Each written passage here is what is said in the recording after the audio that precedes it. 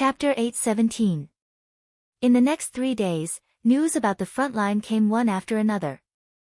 When he heard that Nightingale had exhausted her magic power and fainted, his heart tightened. Fortunately, she was fine. When the news arrived, she had basically recovered. She even asked Maggie to tell him not to worry about her. The results of the exploration showed that there was indeed a ruin of the underground civilization in the Great Snow Mountain, but it was not as well preserved as the one in the impassable mountain range. Most of the caves had collapsed, and the remaining compartments were filled with rotten food, insect eggs, and corpses. Not far from the underground lake, the Tequila witches also found a damaged magic core. There were almost no valuable documents left. The only harvest so far was a primordial carrier and 2 devouring worms. Roland couldn't help but feel surprised. If the multi-eyed monster above the lake was just a beast that happened to treat the ruins as a suitable nest, then there was nothing strange about it. But obviously, the monster was not stupid. It had driven the worms to devour Agatha's laboratory and the Blackrock Tower in Devil's Town. Moreover, it found the strange insect sacks wrapped in demons and humans underground. No matter how he looked at it, it seemed that the monster was deliberately collecting information about the 2 races. Especially when the first batch of insect sack corpses was transported back, he noticed that the broken skin of the victims was not caused by corrosion, but by the phenomenon of long-term storage. This meant that the corpses in the insect sacks had been there for a long time, and did not look like they were prepared for rations. This behavior of turning other creatures into specimens was obviously something that only intelligent individuals would do. In that case, why did it torment the ruins beyond recognition? Or, the monster did not care about the things that the Tequila witches valued? Roland looked at the scene reconstruction photos, drawn by Soroya, and thought for a moment. Translator, Endless Fantasy Translation Editor, Endless Fantasy Translation Translator, Endless Fantasy Translation Editor, Endless Fantasy Translation Translator, Endless Fantasy Translation Editor, Endless Fantasy Translation Translator, Endless Fantasy Translation Editor, Endless Fantasy Translation Translator, Endless Fantasy Translation Editor, Endless Fantasy Translation Translator, Endless Fantasy Translation Editor, Endless Fantasy Translation Translator, Endless Fantasy Translation Editor, Endless Fantasy Translation Translator, Endless Fantasy Translation. As for the lake at the bottom of the ruin, Sylvie had already confirmed its direction. It was a water vein that led to the sea. Based on his current skills, once the enemy escaped into the swirling sea, they would lose their target. The only thing they could do now was to blow up the dome of the ruins and completely seal the underground water vein to ensure the safety of the rear of Neverwinter. Of course, there was some good news.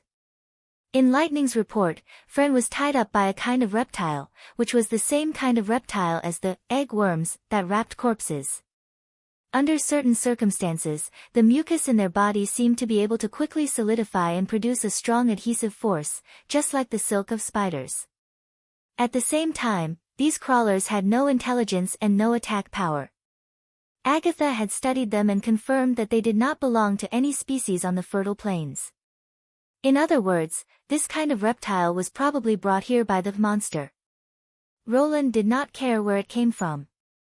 What he cared about was the mucus that could solidify quickly. According to Lightning's description, it might even be artificially bred. Therefore, in his reply, he asked Agatha to make a detailed report on the harmfulness, predation range, and living habits of the new species. In addition, he also asked her to collect the strange plants and fungi in the ruin, especially the fruit that emitted a gloomy cold light. He was particularly interested in the giant mushroom that was as big as an adult. Just as Roland was about to look at the wonders of the underground world again, someone knocked on the office door. It was Phyllis who walked in. She bowed and said, "Your Majesty, Lady Pasha wants to talk to you about the ruins." Roland nodded. He would send a copy of all the information he had received these days to Tequila. He also wanted to know what the ancient witches thought about the visceral monsters. "Let's talk through a video conference." "Video, what?" Phyllis was stunned for a moment and then quickly realized what he meant. "You mean the phantom instrument?"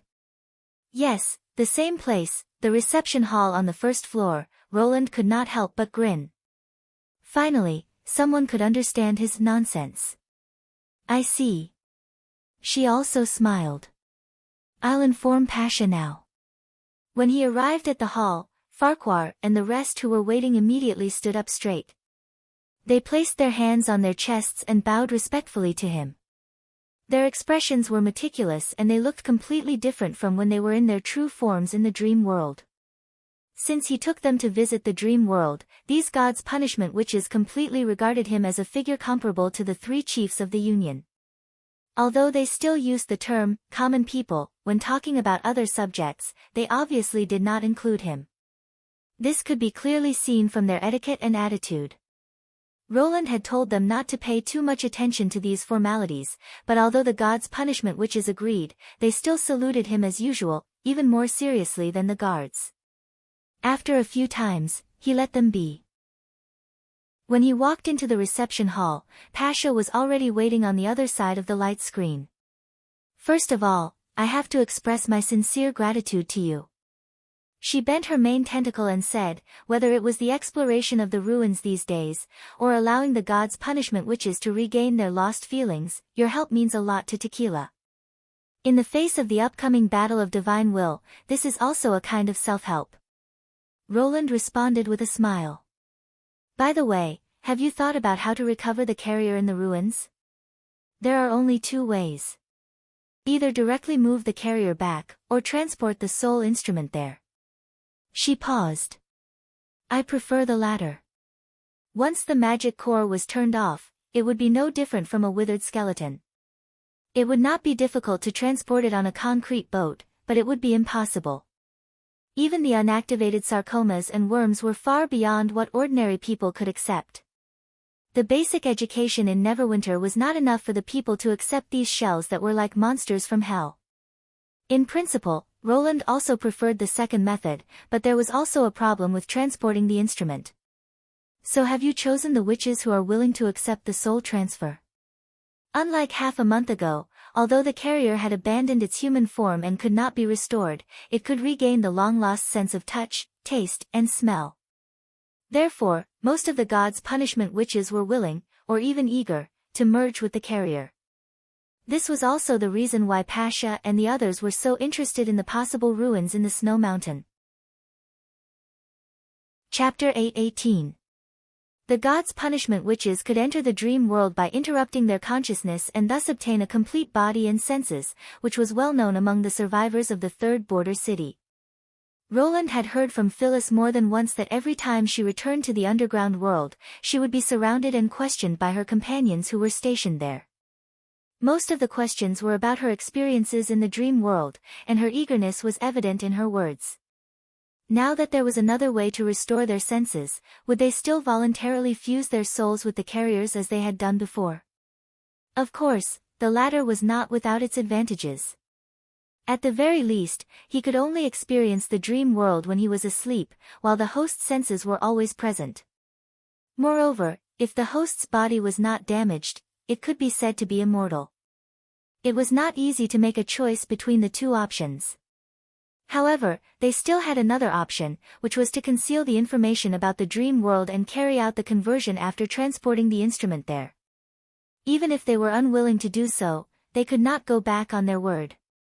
However, Roland didn't think that Pasha and the others would use such a deceptive method. After getting along with them for more than a month, he found that although these people had been isolated from the world for hundreds of years, they didn't become a pedantic organization. Not only did they have a proactive attitude towards new things, but they also did eliminate the social class between them. Obviously, the sacrifice of the three chiefs of the Union had greatly affected them, and the threat of the demons had forced them to keep moving forward. You don't have to worry about that, Pasha seemed to have read his mind. More carriers will help us defeat the demons. The original carriers can operate the magic core, and the devouring worms can speed up the construction of the defense line. As long as it is beneficial to the battle of divine will, they will not hesitate. In fact, the witches who participate in the conversion will go to the Great Snow Mountain with the instrument. Volunteers who are willing to pay any price. Roland pursed his lips. It seems that I have indeed worried too much. When the exploration is completed, I'll send a fleet to transport the conversion instrument. Thank you for your help, she said with a smile. Roland nodded and spread the pictures drawn by Soroya on the table. The previous intelligence was only written clues, but these pictures were sent to me today. They can be regarded as the real scene.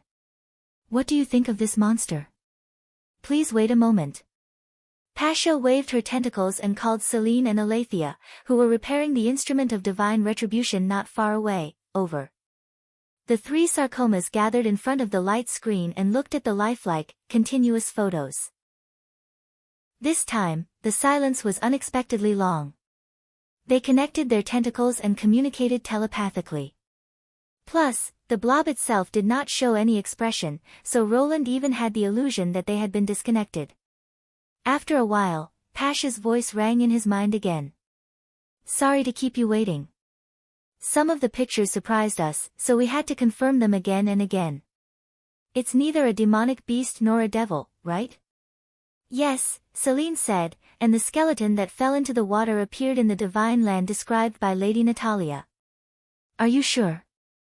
We have been underground for hundreds of years, but we are not stupid to the point of forgetting such important information. The carrier's memory is actually far superior to that of humans. Lady Natalia saw the sea and the skeleton in the third picture scroll. From the description, it is very similar to the scene in the picture. Plus, the lake leads to the sea, so this judgment is even more credible. So, now we can be sure that it belongs to the civilization that has never shown up before? Roland asked, stroking his chin. He was not surprised by this result. When they found out that the devouring worm did not even spare Devil's Town, there were only two possibilities left. Either it was a neutral party that disliked everyone, or it was the last party in the Battle of Divine Will. In addition to helping the tequila survivors, the plan to explore the Snow Mountain was also an operation to eliminate threats and find out the opponent's background. In addition, he had also read similar records in Zero's memory fragments, but the description was very vague. Now, with the confirmation of the tequila witches, he could almost confirm the monster's true identity. It's very likely, but... Pasha hesitated before continuing, there are still many things that we don't understand. For example, the demonic beast. This group of beasts throughout the Land of Dawn should have been eroded and mutated by magic power, just like the witches who obtained magic power. But why do they follow the instructions of this monster? This is different from the demons forcibly enslaving the hybrids. It's more like the relationship between the leader and the follower. Roland had also thought about this question. If the demonic beasts were a part of that civilization, it was also difficult to explain why they did not accumulate the hybrids and then destroy the humans and demons in one go. Any intelligent race would not let their power be wasted in the months of demons every year. Perhaps the origin of these deformed beasts was not as simple as they thought. When the Battle of Divine Will starts, we will know the answer. Roland shrugged and pretended to be relaxed. If they are also relatives of the monster, that would be great. Then, when we defeat all the opponents, even when the months of demons comes, these ugly creatures will not be seen in the vast snowfield. You're right. Pasha was startled at first, then she chuckled. You see it clearly.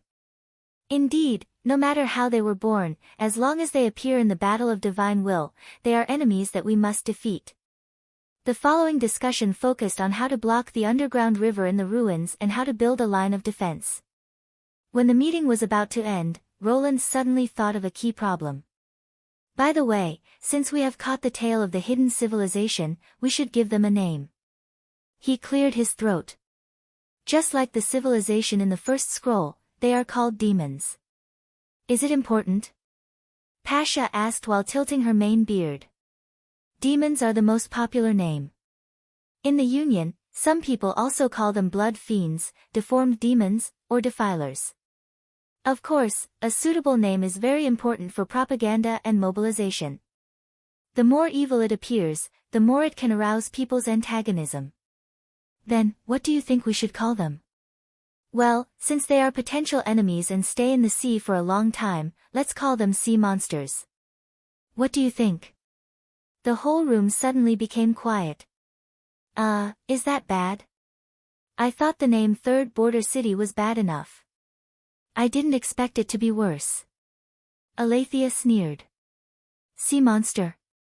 It sounded like he was addressing a giant octopus. Alethea. Pasha patted the former's head with her main tentacle. Your Majesty, if you think it's okay. I think, there's no problem. Although that was what he said, why did his tone sound so forced? Roland picked up his cup and took a sip of tea to cover up the awkward atmosphere. Ahem. Scroll, who was taking notes at the side, suddenly coughed twice. Your Majesty, how about we call it the Deep Sea Devil? Deep Sea, demons? He repeated. Yes, the concept of the word devil has been deeply rooted in the hearts of the people. We don't need to describe it too much, everyone can understand what it represents.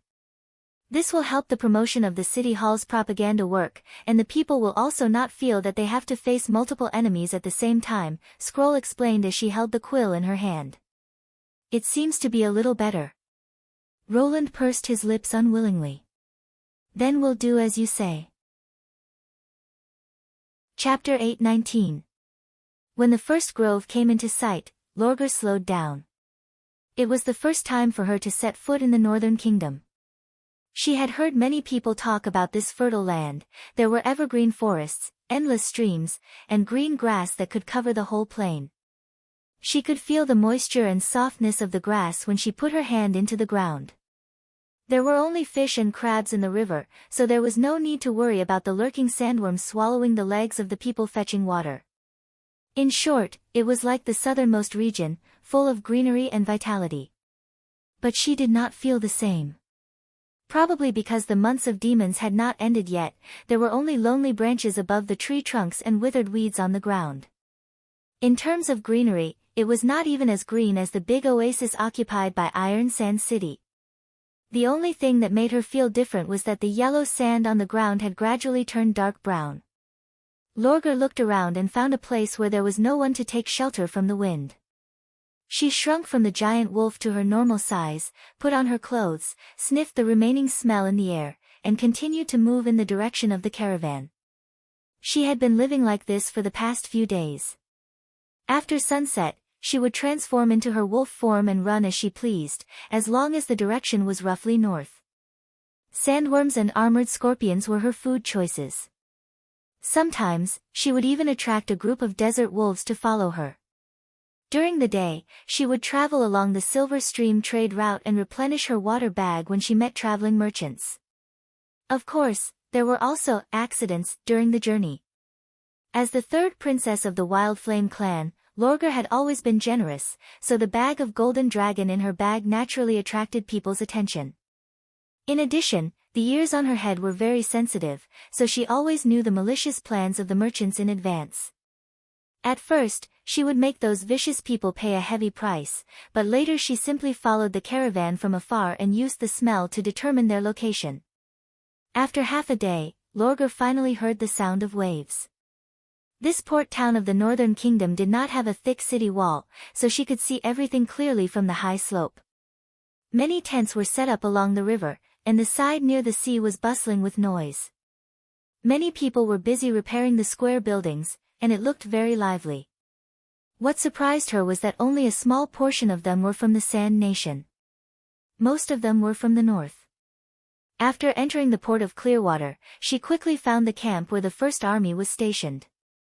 After reporting her identity to the guard, Lorgar didn't have to wait long before she saw the black-haired woman who made her heart race. Ashes. Before he could think of what to say, the other party had already spoken. I knew you would come. Her tone was calm, and there was no sense of unfamiliarity in her golden eyes. It was as if the two of them had just parted yesterday. Lorgar's ears twitched involuntarily. Why? Because you're very similar to me in the past. Ashes raised the corner of her mouth slightly. You have a goal in your heart that you want to pursue. Is it a battle? Her eyes lit up. No, it's revenge. The extraordinary shook her head, turned around and said, Come with me, Echo will be very happy to see you. Revenge?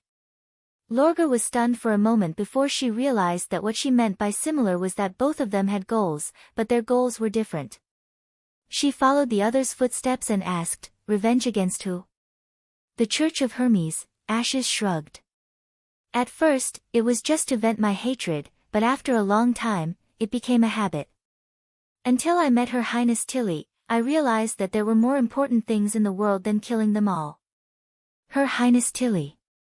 The wolf girl noticed that when Ashes mentioned this name, there was a trace of rare softness in her voice.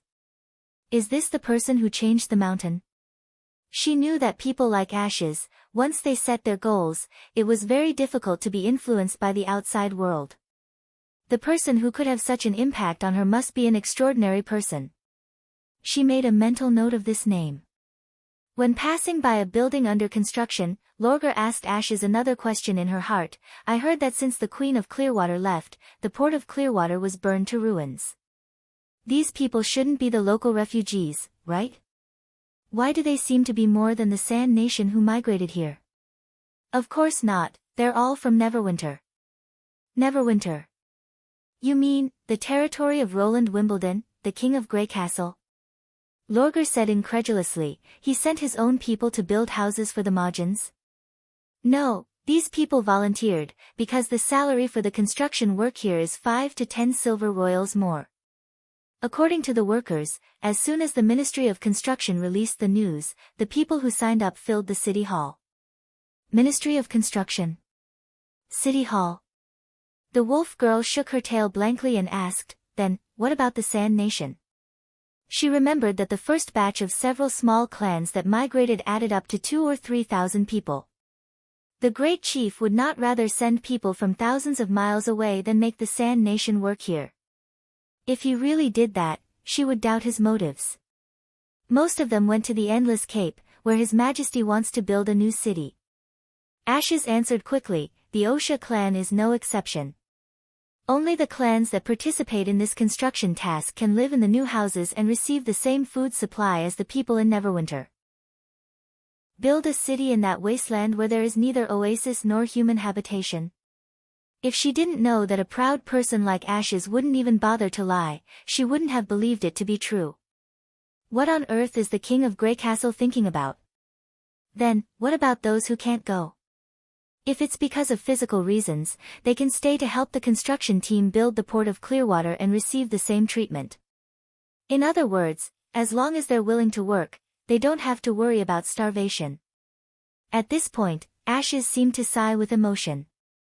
Her Royal Highness Tilly once said that the ideal world in her heart is to gain as much as you put in. Between people, people don't rely on force to win everything, but rely on their own hands to accumulate wealth. It sounds incredible, but I didn't expect that her unreliable brother could do it. Lorgar automatically ignored the last sentence and asked, "But why does the great chief want to build a city in the Endless Cape?" "There's nothing there. There's black water." Ashes spread out her hands and said, "His Majesty wants to collect a lot of it. Just for this reason." The wolf girl was stunned. He did so many things just for the black water. He obviously bought it from the Iron Sand City like the Queen of Clearwater. She did not believe in groundless kindness. Most people in power wanted nothing more than money and land, but this series of actions was completely contrary to the two.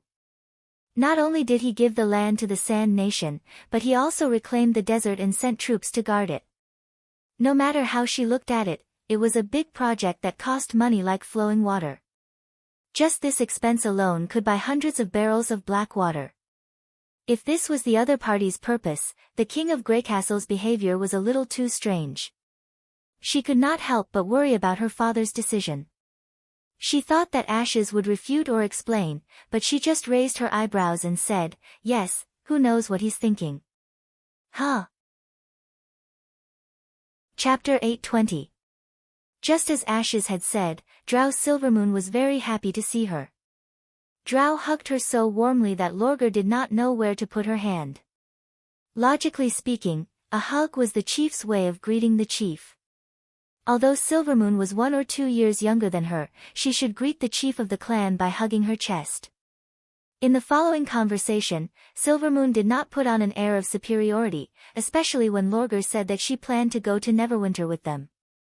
Silvermoon treated her like a sister and even asked Lorgar to call her Echo. Silvermoon also told Lorgar about the witch's life in Neverwinter with great enthusiasm. However, Lorgar did not take it seriously. After all, what Echo said was a little exaggerated. Even if Grey Castle was rich in resources, it could not feed everyone. If that was the case, there would be endless food and witches to cure diseases and diseases. Wouldn't it be like the kingdom of God in heaven? Although she had never been out of the desert, she had heard many stories about the Northern Kingdom. Just like the Iron Sand City, only a small number of people in high positions could live a luxurious life there, and Echo should be one of them. She did not think that she could win the favor of the chief like the Osha princess. The divine lady who no longer inherited the Wild Flame clan was obviously not as valuable as Echo. But Lorgar did not care about this. As long as there were stronger enemies there, she would continue to fight. However, when it came to the Wild Flame clan's plan to move to the port of Clearwater, everyone's reaction was not as surprised as Lorgar had expected. Especially the loyal dog of Osha, Iron Axe, who was standing aside, frowned slightly. Only Echo showed a happy smile. Really? That's great. In this way, it won't be long before the port of Clearwater returns to its former prosperity, and His Majesty's goal can be achieved sooner. Ahem. Lady Echo, Iron Axe winked at her. This is only their plan. It may not come true. That's true. I was too impatient. Hui Yin smiled, slightly embarrassed. Lorgar immediately understood the problem.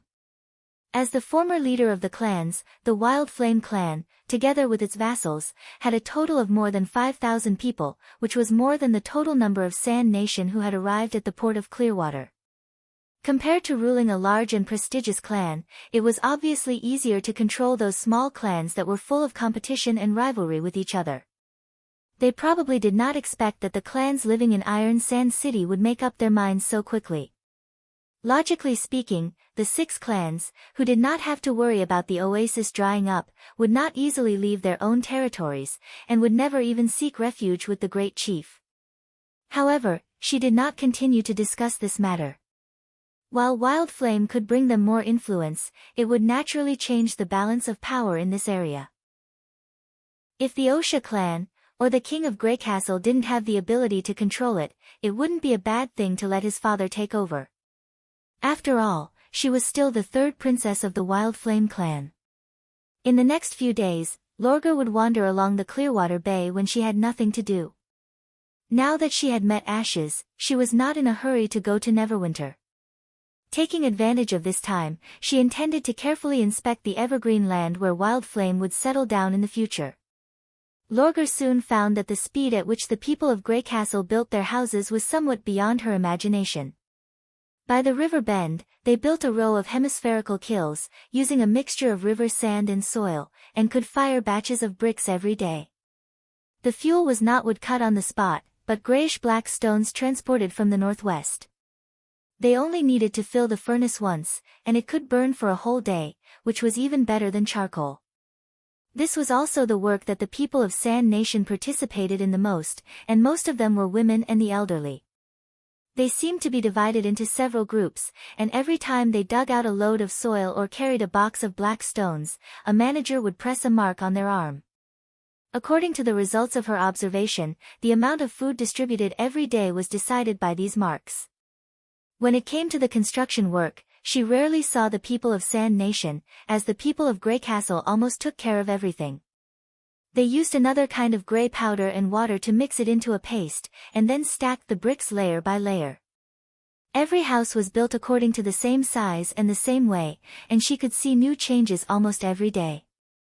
Another thing that surprised her was that the people of Sand Nation and Grey Castle treated her differently. Since she left Iron Sand City, Lorgar had never covered her furry ears and tail. When she met the eyes of the people of Sand Nation of Majin clan, most of them would always avoid her eyes and show a look of rejection, even though they had the same skin color. She was not a stranger to this reaction, and she had long been prepared for it. However, the people of Grey Castle did not show the slightest fear or disgust, and some of the bolder ones even took the initiative to greet her, as if they were accustomed to this half-beast body. Puzzled, she asked Ashes the question in her heart. "Ah, you mean this, isn't it very common for witches?" Ashes spread out her hands and said, "Not to mention half-human and half-beast, there are even people who can transform into beasts. For example, there's a guy called Maggie. After his transformation, he looks much more horrifying than you.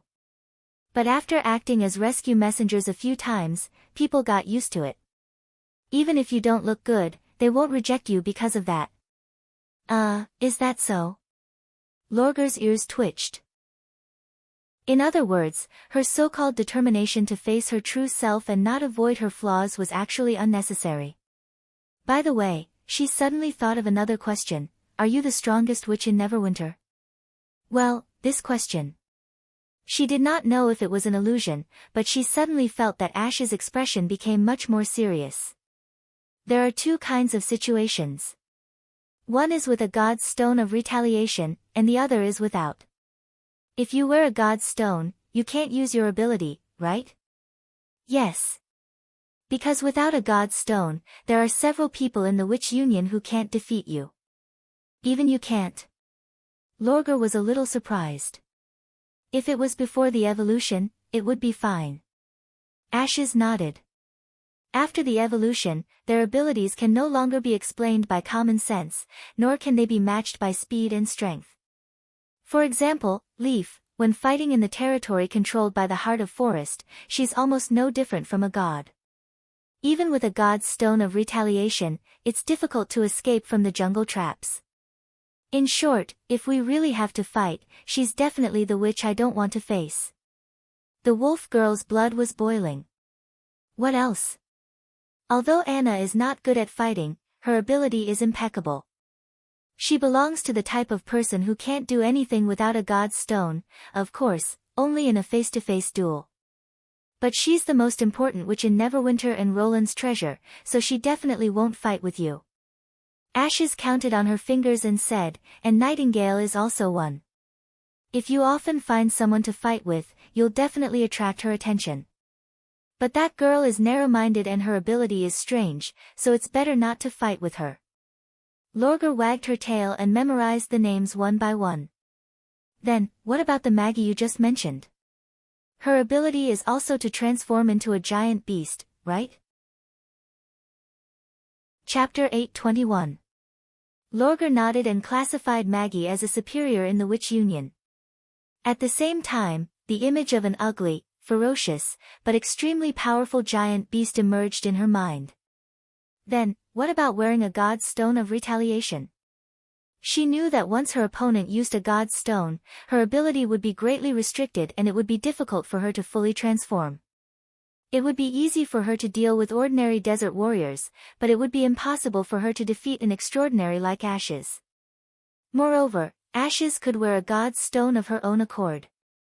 No matter how special her ability was, it would be useless in front of her. Therefore, Ashes should be the most powerful person in Neverwinter. However, the latter did not answer immediately.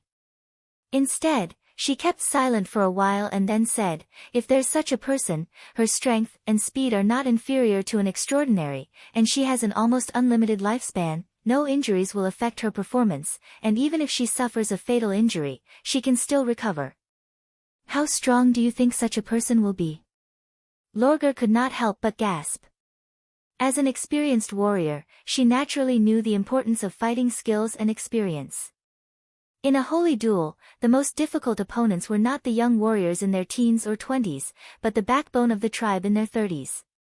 Generally, they served as instructors and chief inspectors in the tribe, teaching their knowledge and fighting skills to the younger generation. In terms of strength, they were not inferior to young people. Coupled with the understanding of life and death battles, they could not be underestimated. However, at the age of 40, their bodies would become slower and the accumulated internal injuries would gradually worsen. Although they were more skilled, they could not perform as freely as before. It was enviable that they could not be affected by injuries. It was also because there were witches in Neverwinter who could heal any injuries that she decided to go there to further hone her strength. Moreover, she had an unlimited lifespan. This no longer had anything to do with one's own talent or willpower. If there really was someone like what Ashes had said, as long as she could drag things out long enough, she would sooner or later become the most outstanding warrior. Just thinking about this kind of opponent was frightening. No, it was exciting. There's such a person in Neverwinter? Lorgar could not wait to ask. A witch called Phyllis, Ashes replied. I haven't officially fought with her, but... Just what? Once, when I was practicing swordsmanship in the castle garden, she happened to pass by and gave me 2 suggestions. After I practiced according to her suggestions, I found that my moves were indeed smoother.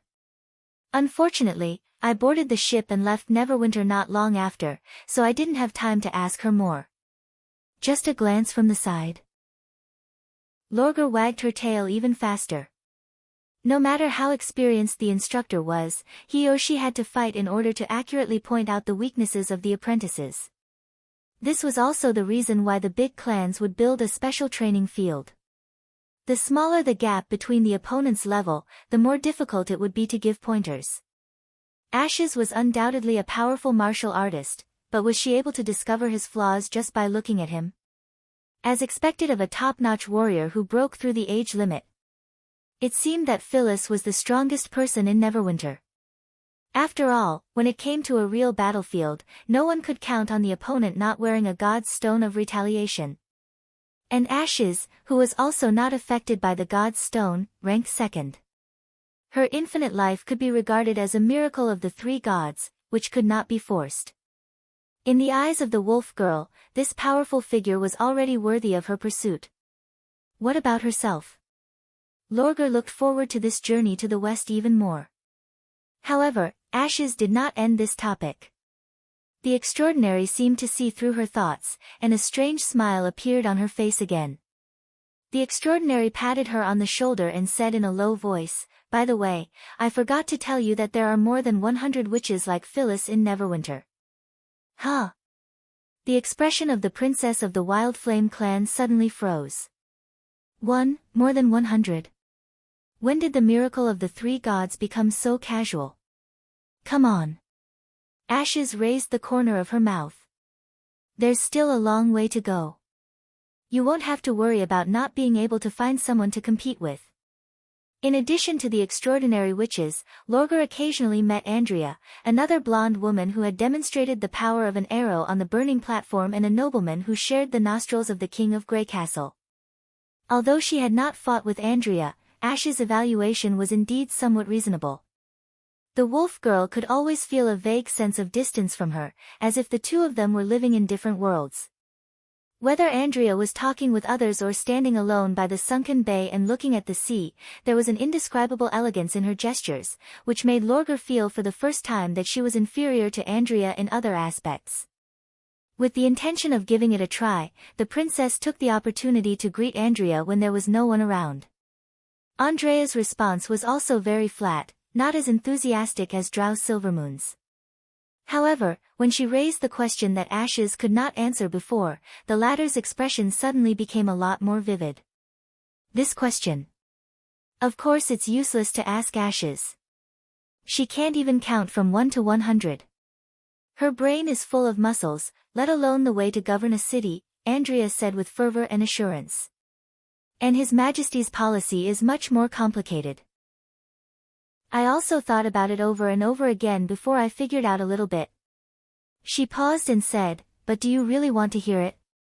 It's much more difficult to understand than fighting. Yes. Lorgar nodded seriously. Father said that everything has a common principle, and other aspects of knowledge can also promote the growth of one's own martial arts skills. There's no such thing. Andrea rolled her eyes and sighed. All right, I'll tell you about it. If, as you said, we use the golden dragon to buy Blackwater, Neverwinter will spend a part of its wealth and eventually exchange for the goods you want, right? All transactions in the world are like this, Lorgar said affirmatively. Then, 20 years later, assuming everything goes well, His Majesty will have no change except for losing a large amount of golden dragon. Lose? She was startled. Why do you say so? Won't it cost more to do it this way? Chapter 822. Lorgar stared at the circle on the ground for a while and said, but if you want to make it circulate, you need to keep investing money. In short, a large part of it is not in the hands of the great chief. That's the key, and it took me a long time to understand. This is also the biggest difference between him and the other nobles. Andrea drew another big circle to include all the smaller circles. From the beginning, he regarded the entire kingdom of Grey Castle as his own territory. Therefore, no matter which city this flowing wealth was distributed to, it would belong to him. But he's the king. Is it wrong to think this way? When the Wild Flame clan was still the head of the clans, could your orders affect the tribes in the Silver Stream Oasis? Andrea asked. Even in Iron Sand City, the Wild Flame clan didn't have the final say. For the Four Kingdoms, the situation is similar. The Enfef nobles are equivalent to the tribal leaders. They don't allow outsiders to intervene in the affairs of their territory, nor will they regard other people's fiefs as their own homes. Lorgar was silent for a while and said, this isn't something that can be decided by different opinions. That's right. You're much smarter than Ashes. Try to spend less time with her in the future. It will affect your ability to think. Andrea patted her on the shoulder and said, this requires both strength and policy. The former will make the Enfef nobles flinch, and the latter will concentrate the power in the hands of the king. This is definitely a pioneering move. The difficult thing is that His Majesty not only has this idea, but also moved in this direction from the beginning. The longer I stay in Neverwinter, the more I realize that there are countless such details. It's a little complicated. Lorgar touched her head and was a little surprised. She did not expect the blonde woman, who seemed to be 1,000 miles away, to answer such a question so carefully. Could it be that she always wanted to share these discoveries with others, but had no one to talk to? Of course, politics is 10,000 times more complicated than fighting, Andrea said proudly. And that's just one of the reasons. The other reason is that he's not only gaining more and more wealth, but also, you. Us? This logic is much simpler. The migrating Sand Nation people obtain food and housing through work, which is part of this cycle. You will gradually get used to this kind of life and use your salary to exchange for more comfortable things, and then you will never be able to break away from it. In the end, you will become Grey Castle's people, not just in name, but his real subjects. Andrea stuck the stick into the ground, clapped her hands, and stood up. This process is inevitable. The oasis is shrinking, and many tribes are facing the threat of survival. Now that they had a way to survive without killing each other, migration was only a matter of time. There is still a lot of land in the southern territory that has been abandoned because of the war. Instead of letting it continue to be empty, it is better to hand it over to the Sand Nation to cultivate. This is also producing wealth for him. She paused for a moment. Do you understand now? In this way, after 20 years, His Majesty will not only get the Blackwater he wants, but also the wealth of the Majins in the southernmost region. Compared to buying land, do you still think the former is more cost-effective? Lorgar did not answer. She suddenly felt that something had touched her heart. Compared to the question itself, Andrea's attitude concerned her more. The reason why Andrea did not hide the truth was not because she trusted her, but because it did not matter even if she knew. Whether she accepted it or not, the result could not be changed. It was like a waterfall rushing down from a cliff, its momentum was unstoppable. Grand, forceful, unstoppable. She was able to integrate the situation, people's hearts, and strength into one. She had considered all of this to such a profound extent, and the moves she performed were inevitably unavoidable.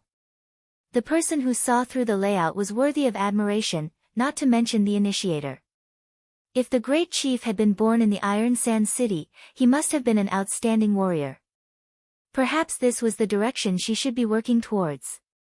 Thank you for your guidance. I feel that my martial arts have taken a step forward. Lorgar clenched her fists and said. As long as you can understand, what?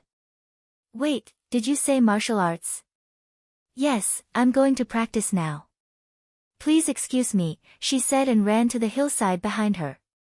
There was an open gravel field, which was suitable for practicing martial arts.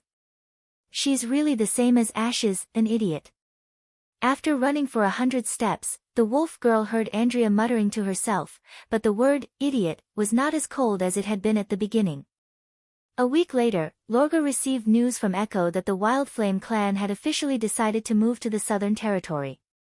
After negotiation, her father agreed to move in 3 phases to reduce the burden on Greycastle. The land allocated to them was the part where Clearwater Bay connected to the port, which was also the most fertile part of the town. The whole migration process would last for more than a year, and the first group was expected to arrive in half a month.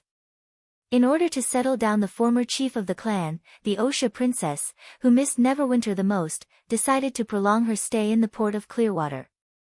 This application was approved by the great chief, but Ashes, Andrea, and Hummingbird would still set off on time and return to the western region on the Roland.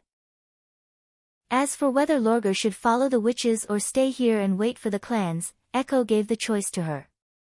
The wolf girl did not hesitate for too long and chose to set off with Ashes. She believed that even if she was not here, her father and brother would be able to handle the affairs of the clans well. The Southern Territory was no longer a place where they needed to rely on force and duelists to survive. If the small clans could fill their stomachs, then the Wildflame clan would be even more so. Moreover, she had already given up the position of chief. If they met again in the short term, it would be easy for them to become estranged. Since she had to leave sooner or later, it was better to leave early. In addition, the news about Neverwinter and the witch union from Ashes and Andrea made her look forward to the western region. Whether it was the famous combat witches on the list of combat power, the powerful enemies hidden in the blood mist in the wilderness, or even the great chief who was physically weak, according to Ashes, but had unique martial arts, they were all reasons for her to set off early. The next day, Echo sent them to board the steel ship with a smile.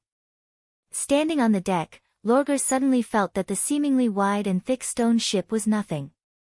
This ship, which was made of metal, was docked beside the river. The material of the hull alone was probably more than the sum of the weapons and armors used by the Majin clan. With mixed feelings, she held the railing with both hands, lowered her fluffy ears, and nodded to Echo to say goodbye.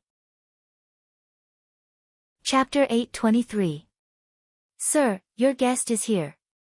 The curtain was lifted and a waitress poked her head out and said, Invite him in. Otto Luashi took out a silver royal and handed it to the waitress beside him. You don't have to do anything for now. I'll call you if I need you. Yes, sir. Is this the hidden place you mentioned? The man who came in took off his hood and looked around with a frown. If it weren't for the Luashi guards standing outside, I would have thought that I came to the wrong place. It's not easy to invite you here. Of course, I can't just casually deal with you. Otto grinned. The visitor was Hill Fox, a member of the envoy group who betrayed the trust of the King of Dawn, killed the Guardian Knight, and fled the City of Glow with his fallen minions. Apan Moya, the King of Dawn, flew into a rage when he found out that Yorko and his team had left without saying goodbye. He claimed that Greycastle was openly provoking and despising the Kingdom of Dawn and that it was the witches who killed his father. He would never allow such evil beings to exist in his territory. Of course, Otto knew much more than that. For example, while Apan was searching for the witches, he sent a team of knights to chase after the emissary delegation. The order he gave was that apart from Yorko, the rest of the witches could be punished at will, especially those who dared to collude with neighboring countries. At the same time, King City also launched an investigation. Denise, a businesswoman who was close to the envoy group, was taken to the palace for questioning several times. Hill and the others who volunteered to stay as contacts seemed to have disappeared into thin air. It was not until a few months later that he received a message from Hill again. This was also the first time they met after their farewell. Would you like something to drink? Otto patted the soft chair beside him. You don't usually have the chance to enjoy these things, do you? Hill did not sit down but walked to the window and looked out. This is the second floor. Where's the reliable escape route you mentioned in the secret letter? The eldest son of the Luashi family sighed helplessly. He stood up and lifted the soft wooden board, revealing a dark hole below. Slide down from here and you'll see the back garden. There's not only a secret door in the yard, but also a dry well. You can go anywhere you want. No one knows about this route. Of course, this tavern is run by the Luashi family. He spread his hands and said, Lord Yorko was right to call you a fox. You're still as cautious as before. If I couldn't do this, I'm afraid I'd be hanging on the gallows now. Hill took out a coin and threw it down the secret passage. After listening for a while, he closed the plank. If you want to tell me any news in the future, it's better to contact me through secret letters. It's not safe to meet like this. But it's also risky for me to communicate by secret letter. If the information in the palace is leaked, His Majesty Appin will first suspect the three big families. Otto sighed. He's no longer the friend he used to be. Hill raised an eyebrow and said, So, what's the new move of the King of Dawn? He plans to attack the Church of Hermes to avenge his father. The eldest son of the Luashi family slowly told Otto the conversation he had heard during the court meeting. Although some ministers dissuaded him, His Majesty insisted. Now the city of Glow has begun to collect food. When the months of demons are over and the snow melts, the night group of the royal family will go to war with Duke Karb, who is in charge of the western wilderness. I was wondering why the price of porridge has increased by 1 copper royal recently. Fortunately, the Kingdom of Dawn is rich in resources. If it was Greycastle, the Lord wouldn't have prepared for war during the months of demons if he didn't want to cause a riot, Hill said thoughtfully. Did something happen to the Church of Hermes? Otto knew why Roland was asking this question. Although the church and Greycastle had fought a great battle in Coldwind Ridge and the news of the Holy City's defeat had spread, further information was that both sides had retreated to their own territories. All the ministers agreed that the church might have suffered heavy losses, but it was not completely defeated. Otherwise, the king of Greycastle would have led his troops to the Holy City to loot it. As the core city of the church, there must be a lot of wealth there. It was probably because the god's punishment warriors brought by the pure witches had left a deep impression on Appin that he had stopped sending spies to gather information and had not taken any other action. Now that the situation had changed, it could only be that the other side had discovered something new. As for whether it was to avenge his father or to take advantage of the situation, it did not matter at all. His Majesty didn't disclose the specific information to us, but I heard from merchants returning from the west that there seemed to be a lot of refugees in the old holy city. Refugees. Hill touched his chin and nodded. I'll send this information back to Neverwinter. One more thing.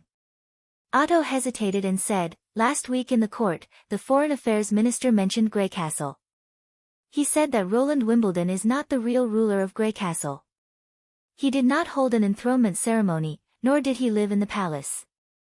Even within the kingdom, there are many nobles who oppose him, especially in the eastern region. Since he tramples on the alliance between the two kingdoms, the Kingdom of Dawn needs to take precautions and contain him.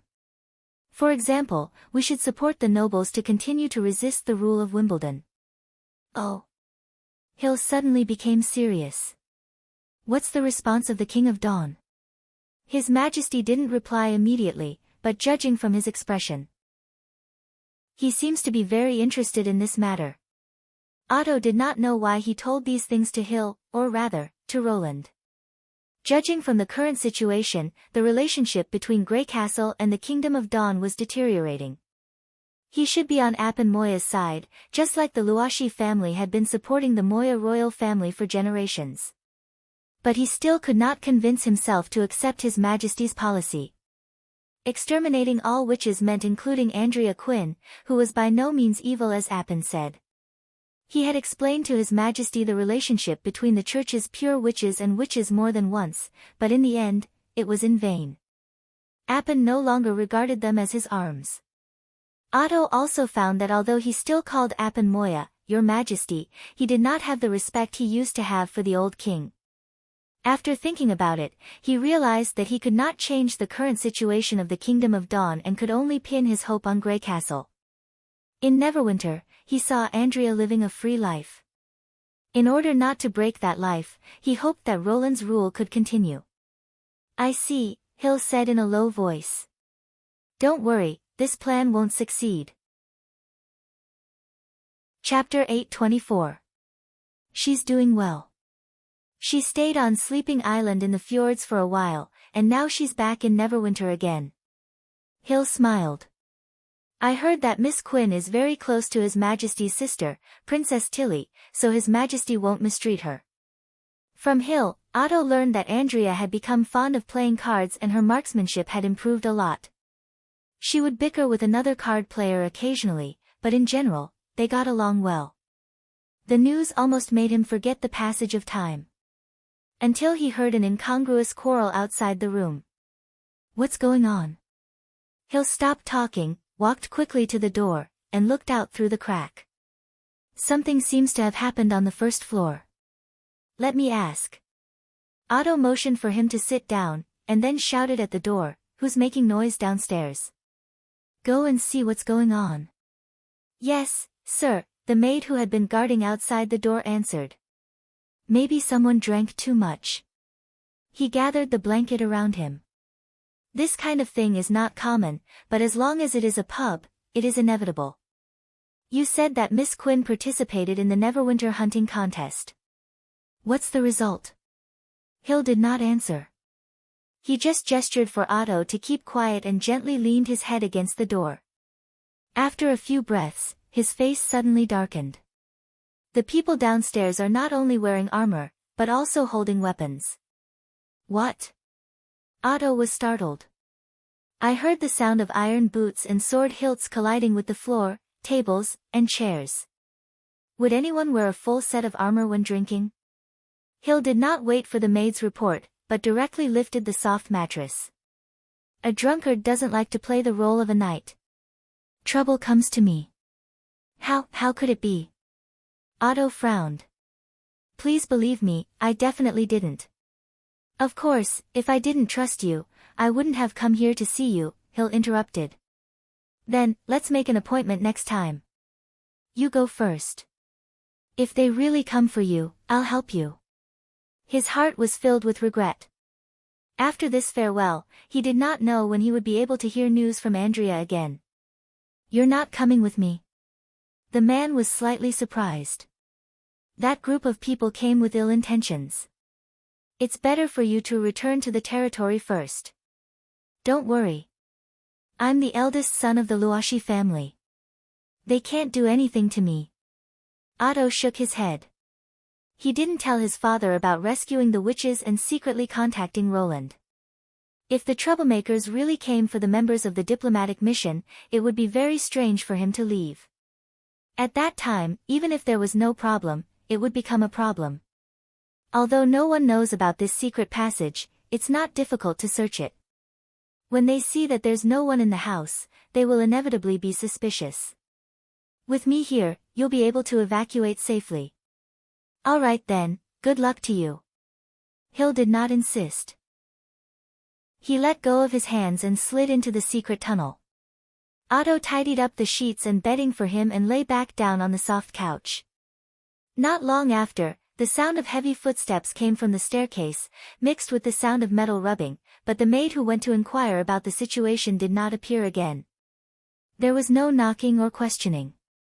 The door was directly smashed open. A group of fully armed knights squeezed into the single room. "What do you mean by this?" Otto was furious. "This is Earl Luashi's territory. Do you want to rebel?" He was about to prop himself up and drive this group of rude people out of the tavern. Unexpectedly, they swarmed up and pressed him down on the soft couch. "My apologies, Sir Knight. The one who wants to rebel is not us, but you." The leader of the knights shrugged. Although they were wearing gold-plated armor and had the emblem of the Royal Knight Group on their chests, Otto found that they were all strangers. "Damn it, where did they come from? Let me go." He twisted his body. "You're slandering me." Say that to His Majesty Appin." The knight was not moved. "You've betrayed his trust, sir." Hearing the name Appin Moya, Otto's chest suddenly turned cold. When he saw His Majesty again, it was already 2 days later. "I heard that you haven't eaten for the past 2 days, and you've been clamoring to see me." Appin still looked a little tired. It had only been a short time, but the new king seemed to have matured a lot. His eyes flashed with a look that he was no longer familiar with. "Now that your request has been met, can you eat properly? Where is this place?" Otto grabbed the iron railing and asked in a hoarse voice, regardless of the pain, "Why did you do this? Where's my father? Are you not satisfied with this room?" Appin looked around. "The furnishings here are completely based on the standard of the Duke's mansion. Although it's a little small, there are beds, tables, chairs, and bookcases. It should be very comfortable to live in." He paused. "As for where this is, of course, it's under the palace. Only by locking you here can I be at ease." Otto gritted his teeth. "Your Majesty, I want to talk to you, but I didn't betray me." The King of Dawn interrupted him. "Do you think I'll still believe these lies and continue to be deceived by you? It took me 2 months to find some clues about the witches, but I didn't expect you to be involved in it. You entrusted the ambassador of Grey Castle, Yorko, to participate in the auction at Black Money and helped him leave the City of Glow after the incident. If this isn't betrayal, then what is?" His voice was getting louder and louder. Obviously, he did not want to suppress his anger anymore. "That day in the palace, didn't you hear how the King of Grey Castle betrayed the covenant and trampled on my father's will? Do you want to talk to me about the betrayers or the witches who should go to hell?" Appin's voice was full of hatred. "Enough, Ataloshi. If you weren't my childhood friend, the eldest son of the 3 big families, you would have been sent to the gallows. I still need the power of the 3 big families, but it doesn't mean I'll need you forever. This is the last chance I'm giving you. Don't force me to take that step again." These words made Otto feel like he had fallen into an ice cave. He had never seen his playmate show such a ferocious expression.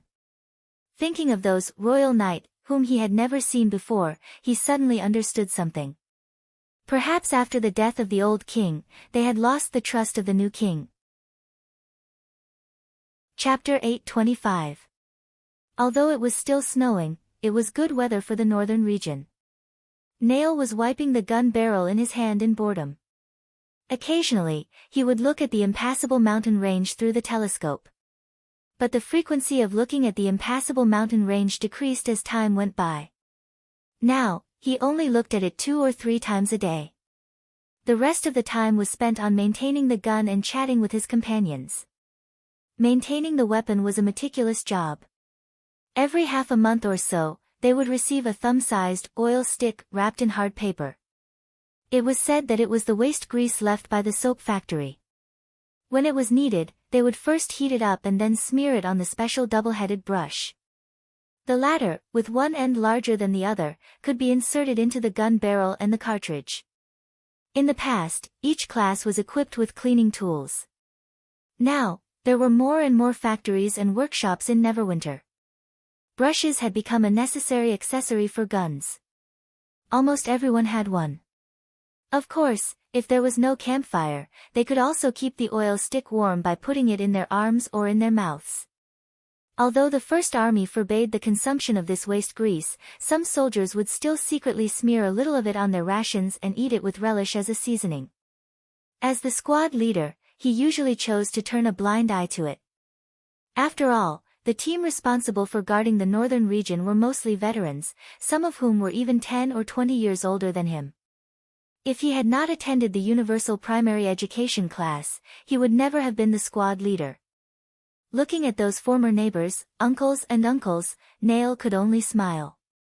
After assembling the disassembled parts one by one, the rifle became shiny again. He pulled the trigger several times to make sure that the empty bullets were fired normally. Then he moved his eyes back to the position. The battle in autumn was still etched in his mind. Whenever he closed his eyes, the image of the young woman in the red robe would appear in his mind. At that time, he had witnessed her death in this blockhouse. Even though he knew that she was an enemy and a pure witch of the church, the scene of her struggling in the hail of bullets still made him feel very uncomfortable. If it were not for Iron Axe's order and his loyalty to His Majesty, he would have left the army and returned to his original job as a mining steam engine operator. Although he still stayed in the First Army, Nail decided to transfer from the machine gun team to become an observer to protect the machine gunners. Even though he knew that his actions felt like he was deceiving himself, he still couldn't overcome the barrier in his heart. After a bloody battle, the ground was soaked in blood, and there was no longer any trace of it. The barbed wire had long been removed, and only a dozen or so wooden stakes were left.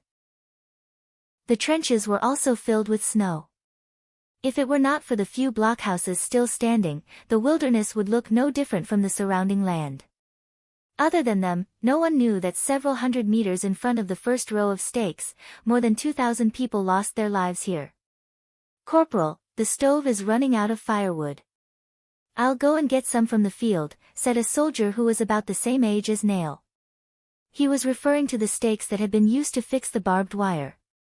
"Otherwise, the next group will blame us for not replenishing the firewood. But we're on duty now." Nail shook his head and said, "It's not good to be seen by others. They won't say anything." Another veteran laughed and said, "It's so cold. Who cares if we go and get something to warm ourselves up? Besides, it's been several months, and we haven't seen any of those cowards from the church. How could they come to us at this time?" These words were unanimously echoed by everyone. Nail also knew that they were right. In the beginning, there were still 500 people in the camp. According to Iron Axe's request, they continued to stay at the foot of Coldwind Ridge to guard against the dying counterattack of the church or the invasion of demonic beasts. However, none of the expected enemies appeared. Probably because the higher-ups thought that the situation would not change much, more than 200 soldiers were withdrawn. The remaining soldiers were basically in the form of patrols, taking turns to stay in the blockhouse to monitor the movements in the northwest. He hesitated for a moment and finally agreed to the soldier's request. "It's too slow for you to move it alone. Call 2 more people to go with you." The latter whistled and said, "Yes, boss." Nail turned around and picked up the telescope to look at the end of the snowfield. It was still white as far as his eyes could see, as if it would never change.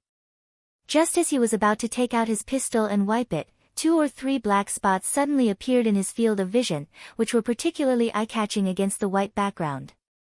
He was startled for a moment and then shouted, "Wait!" The soldiers who had walked to the top of the stairs immediately stopped, and the others around the stove also gathered together. "What's going on?" Nail wiped his glasses with the felt on his collar and looked to the northwest again. This time, there were more black spots. He held his breath and observed for a while, only to find that they were figures moving slowly in the snow. "Sound the warning horn. Someone is coming to the position." Woo woo woo woo, as the horn sound spread over the field, the whole camp suddenly boiled up. Nail took his rifle and went down the blockhouse with his team.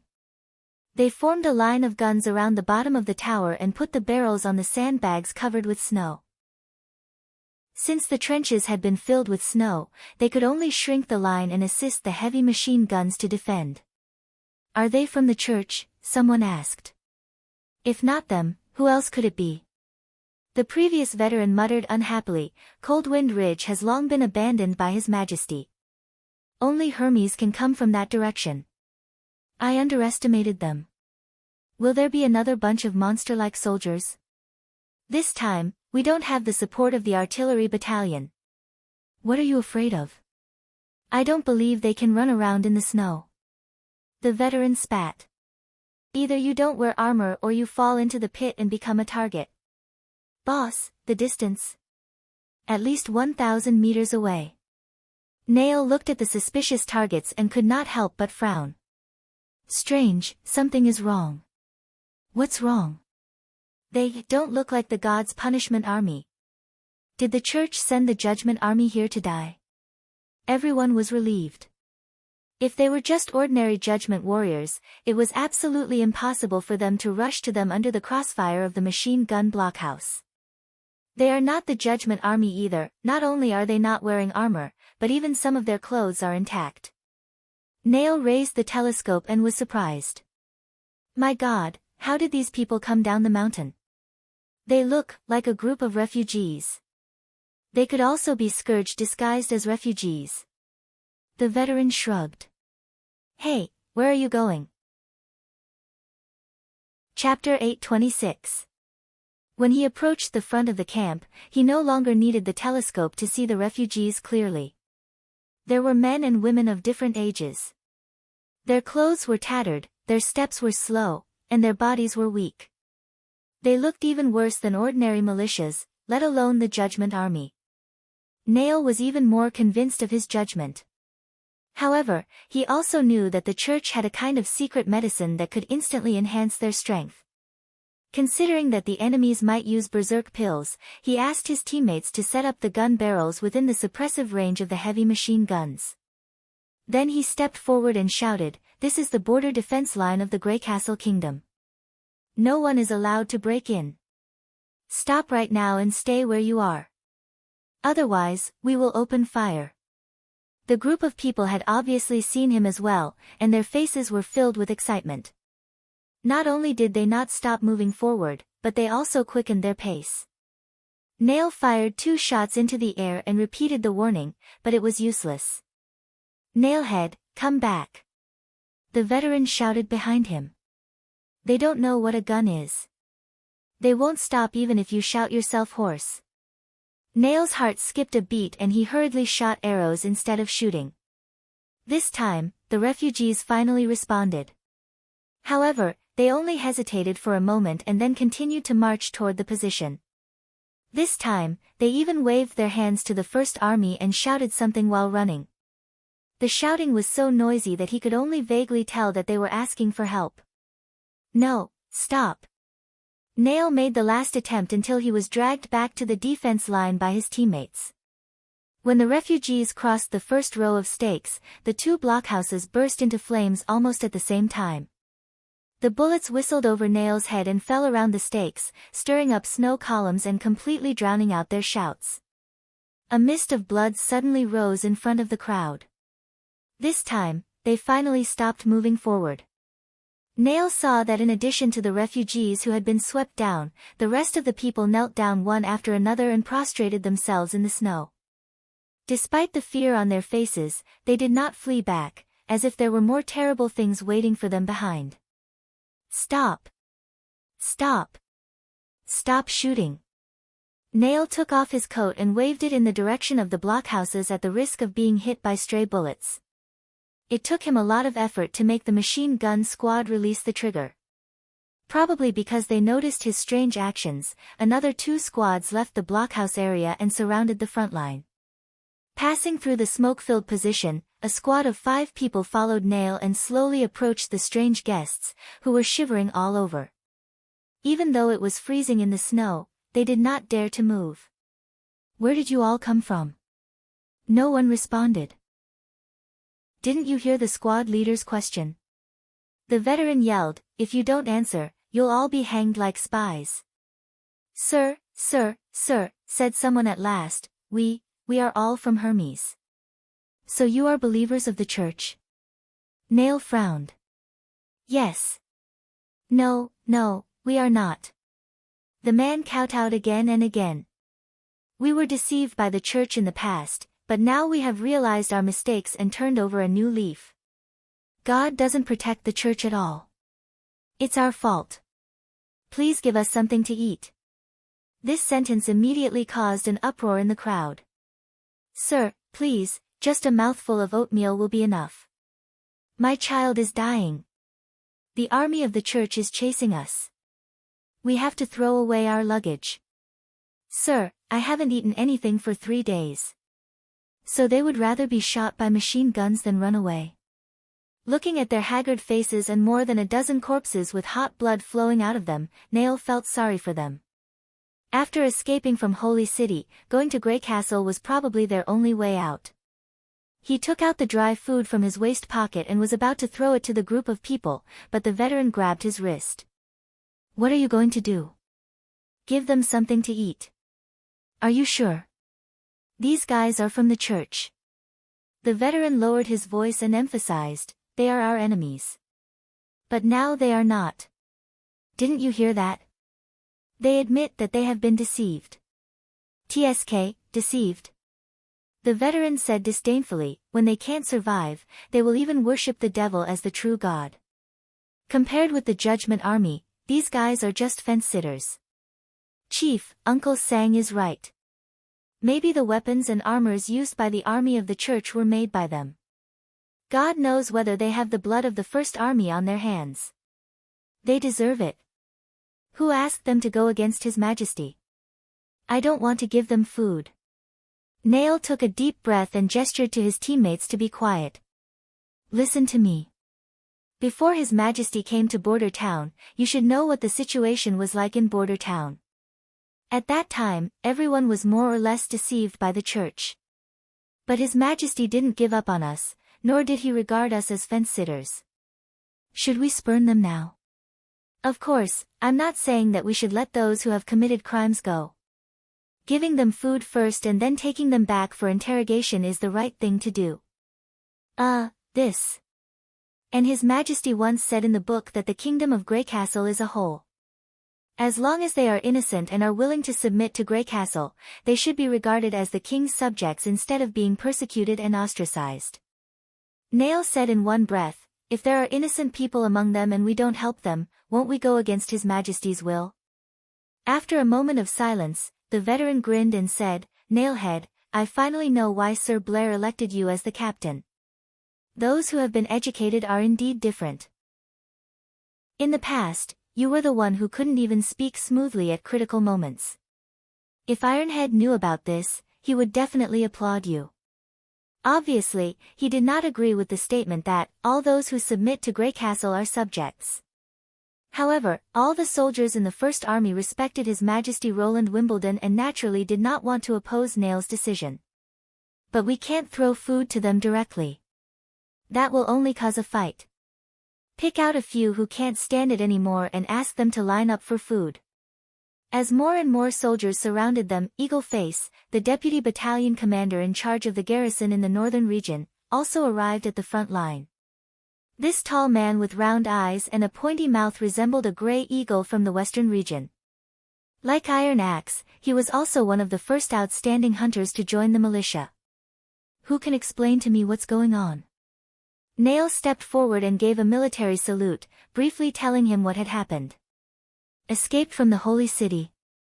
Eagle Face revealed a thoughtful look after hearing this, and then asked his men to bring a refugee to him. "What happened in Hermes? If you can tell me everything in detail, I can let you fill your stomachs." Sir.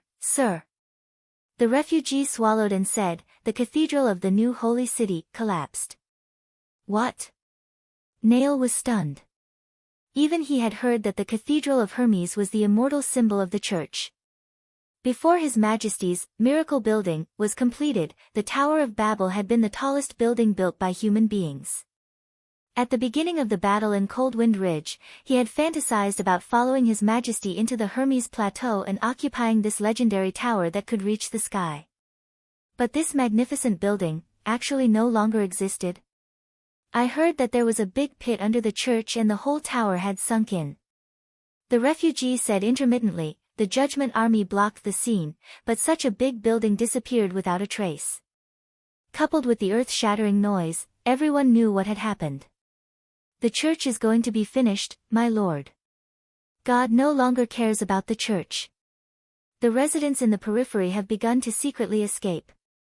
We were a little late, and as a result, we were chased by the Judgment Army. Out of hundreds of people, only we escaped. So, the holy city is in chaos." "Chaos. The man nodded and said, "Not only the west gate, but also the south gate and the east gate are open. Obviously, the guards guarding the gate have all run away. I heard that the situation in the old holy city is worse than that in the new holy city. I haven't seen a caravan enter the city for a long time. I see. You can go now. After his subordinates took the man away, Eagle Face looked excited. This is unexpected good news. Maybe we can take down Hermes before the arrival of the army. Nail naturally knew why the deputy battalion commander was happy. If he could become the first commander of the first army to enter the Holy City, he would undoubtedly add a great achievement to his resume. But at this moment, he did not care whether he could gain more military exploits. What he cared about was the refugees suffering from hunger and cold. After expressing his concern, Eagle Face took a deep look at him and pondered for a moment before replying, "The camp can't take in these outsiders.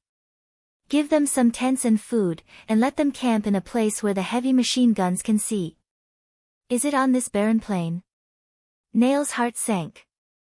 If the weather changes, such as heavy snow or a storm, I'm afraid they can't survive one night. Chapter 827. Tucker and Thor climbed the thick walls of the new holy city and slowly walked to the modeled battlements. This was probably the most tranquil months of the demons that the stronghold had experienced since its establishment. In order to resist the attacks of demonic beasts, no matter how heavy the snow was, there would be people cleaning and de-icing. Therefore, the city wall always maintained its unique blue-gray color, which was particularly eye-catching against the white background. But now, he left a series of footprints in the flat snow. There were no potholes on the stone pavement, and there were no bloodstains in the cracks. All the traces of the battle were covered by the snow, as if nothing had happened. This would have been an incredible scene in the past. But there were so many changes recently that this inconceivable scene was not so surprising. They thought that the holy city of Hermes would be trampled to the ground by the wave of demonic beasts, and all the believers were ready to live and die with the cathedral. But they did not expect that there were only a few enemies in the snowfield, and they did not even have the intention to climb the city wall. Before they had time to celebrate, God showed his impermanence in the most cruel way. Because the conquest of Grey Castle consumed too much of the church's power, the first task after winter was to re-elect the 3 archbishops and the corresponding high-level personnel.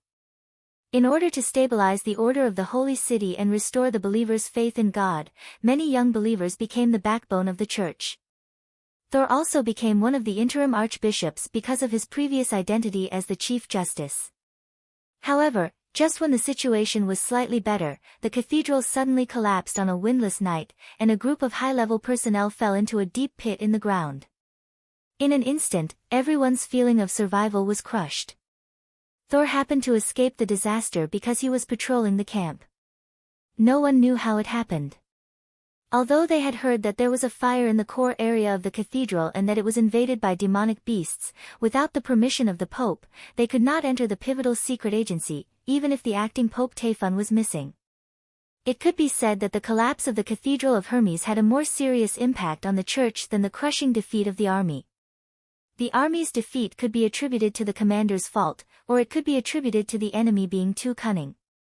However, the Tower of Babel, which represented the unyielding will of the church, was the symbol of the spirit of the church. Its collapse was equivalent to God abandoning the church.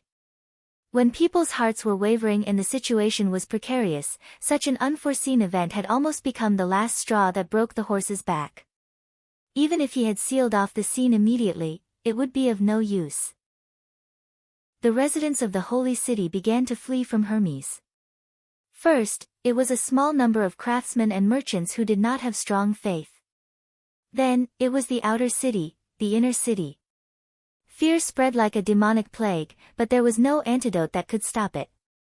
He once organized all the judgment army and the priests to hold a devout prayer on the city wall, hoping that God would once again look at the last fortress of mankind and not let the thousands of creatures behind it be swallowed by the evil power of hell. However, he never received any response.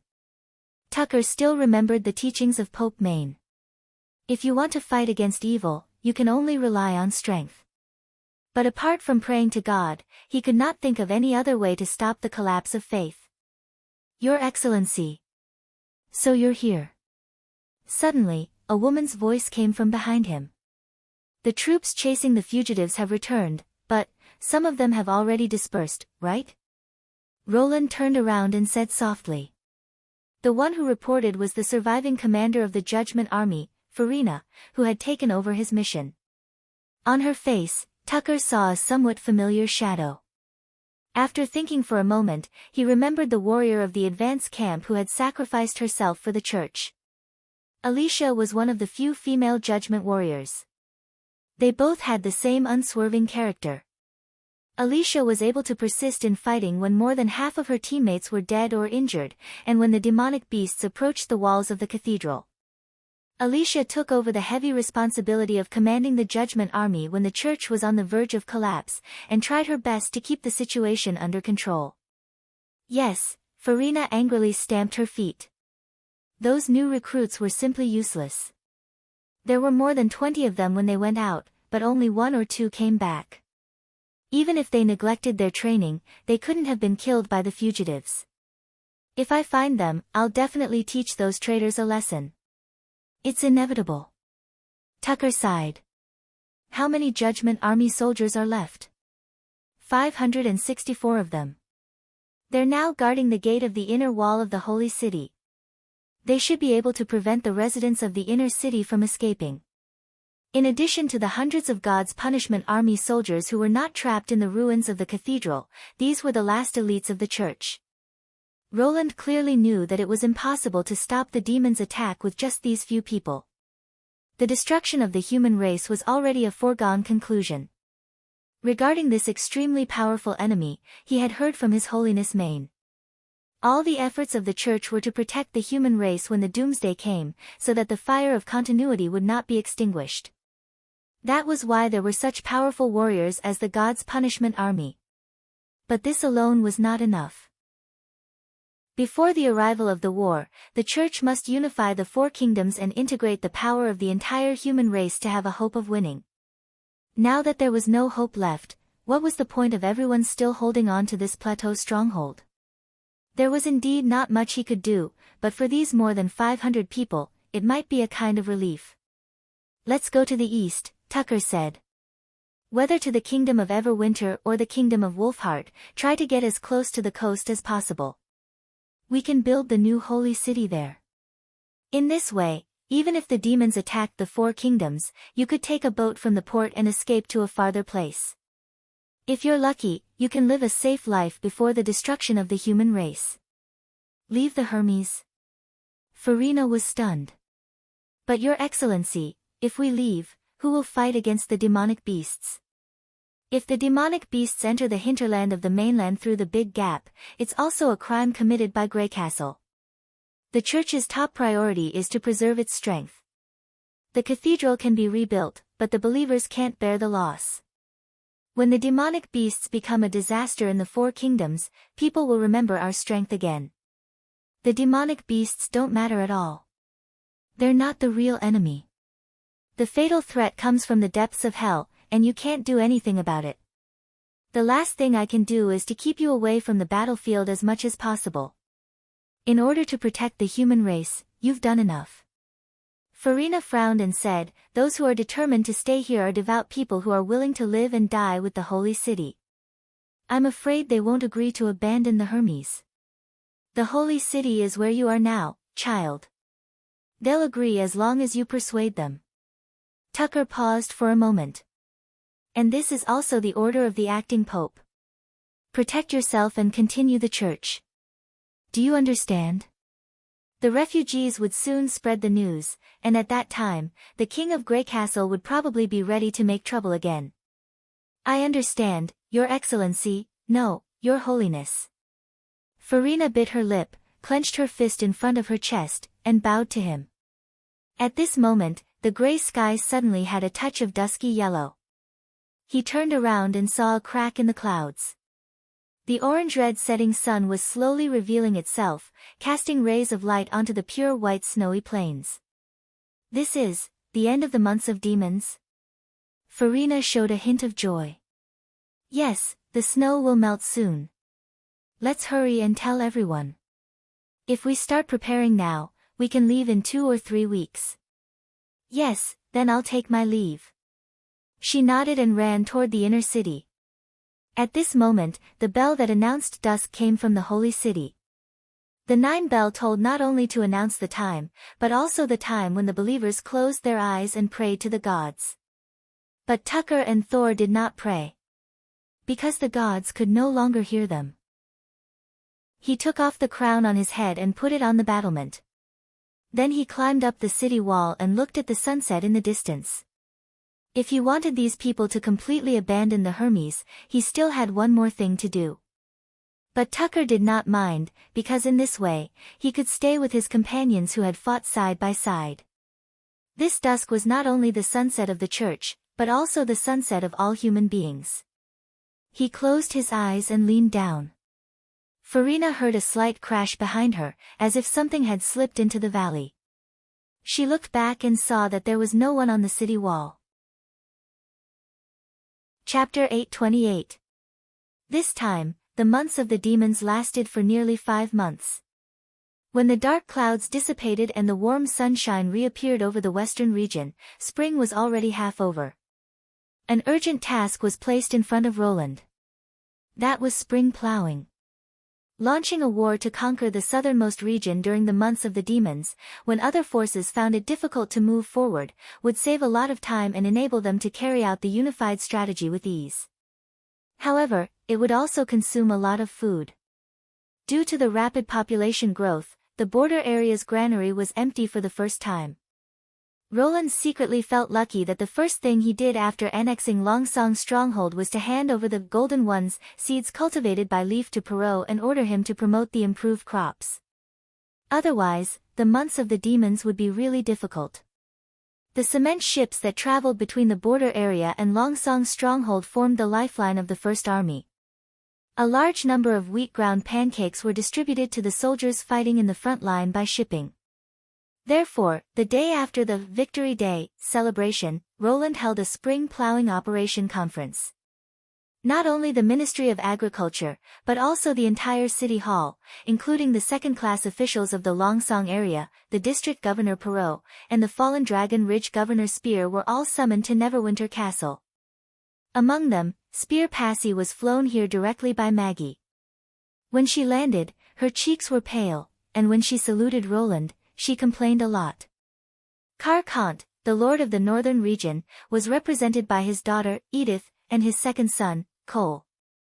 Roland did not know if it was an illusion, but he felt that the Pearl of the northern region, who had just returned from the Great Snow Mountain, was more radiant than before, while Cole, who was behind her, seemed much weaker. And that outfit, was it a little too neutral? Anyway, the conference had gathered representatives from all over Greycastle. Except for the eastern region, which had not yet surrendered, and the central region, which had not yet established the city hall system, this could basically be regarded as a national conference. He looked around the hall with satisfaction and then knocked on the table. Everyone quietened down and looked at the king. "I know you must be wondering why the word, war, is used on the banner," Roland said, pointing to the red cloth banner hanging on the wall behind him. "Because this is a war." It was not only related to the successful implementation of this year's strategic plan, but also determined the validity of Neverwinter's rule. When I first roped in the refugees, I promised them that as long as they were willing to work hard, they would never go hungry. I've done this in the past 3 years, expanding my territory from a remote border town to more than half of Greycastle. There's no reason I can't do it this year. The kingdom will only be stable if the people don't have to worry about food and water. Therefore, I ask everyone to take spring plowing seriously and complete this year's plowing according to the regulations and sowing manual formulated by the Ministry of Agriculture. He paused for a moment. From this year onward, agricultural work will be subject to a special assessment, including the reclaimed area, the number of farmers, and the agricultural output. These will be the criteria to determine whether you are suitable to be a governor. Looking at the bewildered faces of the participants, Roland could not help but smile. It doesn't matter if you don't know what these assessment items are. Later, the Minister of Agriculture, Sirius, will spend a day explaining them to you in detail. In short, if you can't meet my requirements, it means that your ability is limited and you are no longer suitable to be a governor. Although no one said anything, it was obvious from their expressions that they were obviously nervous. This was the effect Roland wanted. Abolishing the aristocratic system, apart from being able to take back the feudal power, also meant that the officials of the territory would no longer be hereditary. He did not mind these people enjoying the benefits, but he would not allow them to hinder his development plan. And the agricultural assessment was just the beginning. Roland lifted a curtain behind him, revealing a number written in big red letters. In the first year, other standards can be relaxed, but in terms of agricultural output, I want you to meet this number. Everyone sucked in a breath of cold air. 50,000? Roland was not surprised. After all, according to the average level of this era, the annual harvest of an ordinary city was about 10,000 kilograms, and the harvest of an important town like the Old King's City could reach 15,000 kilograms. When Border Town used the golden ones for the first time, they had only collected a little more than 7,000 kilograms, which was already an astonishing harvest at that time. Of course, the actual harvest of each region was closely related to the area of farmland and the number of farmers. Unlike Border Town, which developed high-yield agriculture, big cities relied on the barbaric cultivation of tens of thousands of farmers in the surrounding villages and small towns to obtain so much food. That was why Roland included these two items in the assessment. After all, the fewer the farmers, the more workers the factories could accommodate. Roland gestured for everyone to quiet down. In fact, when you see the experimental field of golden twos, you'll realize that this goal is not just a fantasy. After Leaf's repeated tests, the unit yield of golden twos can be more than twice that of golden ones, and the ears of wheat in the field can crush the stalks. This time, it was Perrault's turn to exclaim, "Your Majesty! Can it really be more than twice that?" Among the officials from other cities, he was the only one who was deeply impressed by the amazing yield of golden ones. During the War of the Months of Demons, the Longsong area had provided more than 50% of the First Army's rations because there was a large amount of surplus food after golden ones were planted. If it were ordinary wheat, it would not even be enough to feed a city. That's true, but golden twos aren't completely flawless. Roland looked at Leaf and said, "Miss Leaf of the Witch Union, please explain its characteristics in detail." Leaf nodded and bowed to Roland. She walked up to him with a bag of ripened wheat and began to show golden twos to everyone. "It's different from all the wheat you've seen before. It can only be planted once, so you have to come to Neverwinter to get new wheat seeds every year. I've also greatly strengthened its root system so that it can absorb nutrients from deeper underground. However, it consumes a lot of fertility and needs to be fertilized. Otherwise, we'll have to divide 3 plots of land and let them rest." And looking at Leaf, who was a little reserved at first but became more and more fluent in her speech, Roland stroked his chin in satisfaction. Golden twos were a new type of wheat with its own jinkala. Its root system could extend 4 to 5 meters underground and its ability to absorb fertilizer was enhanced. Except for the fact that it could not reproduce continuously, it was better than golden ones in all aspects. The only disadvantage was actually an advantage for Neverwinter. The fact that it could not keep seeds meant that once other cities started to plant golden twos, they would have to rely on the supply from the new King's City. At the same time, other low-yield wheat would be squeezed out of the market. This was a great advantage for Roland to monopolize the food market and put this resource under the control of the state. Roland believed that no farmer would go back to planting ordinary wheat after trying to plant golden twos. As long as this improved seed was popularized throughout the country, it would greatly alleviate the food shortage in various places. With food, it would naturally be able to accommodate more people. Chapter 829. After Leaf finished her explanation, Edith was the first to raise a question. "Your Majesty, can ordinary people really eat the wheat catalyzed by magic power?" This was probably the question that everyone else was most concerned about. After the Pearl of the Northern region spoke, not only Perrault, but also Spear looked worried. First of all, there's no essential difference between golden twos and golden ones. They were both cultivated by Leaf. Golden twos just further increased the yield of the wheat. Roland answered with a smile. Secondly, although it's modified by magic power, it doesn't contain any magic power. Therefore, we don't have to worry that it will harm ordinary people. In fact, the oatmeal and pancakes I've been eating recently are all from golden twos in the experimental field. He couldn't help but think of the debates between natural food, hybrid food, and genetically modified food in the future. Some people always emphasized that natural food was the best, but they didn't know what natural food should look like. It was a very complicated question to explain the origin of golden twos in detail. It involved the mutation and inheritance of living things. Even Leaf might not be able to understand it. Although her ability could make plants change dramatically in a short period of time, it basically required a continuous supply of magic power and could not be passed on to the next generation. If the change was too big, the plants might even die without the supply of magic power.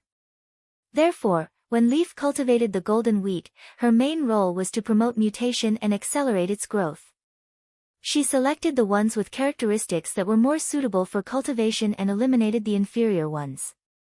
After generations of breeding, a wheat with outstanding characteristics was finally formed. It was no different from the traditional cultivation method. The only difference was that the process was greatly shortened. In less than 2 years, the wheat had completed the evolution that would have taken hundreds of years.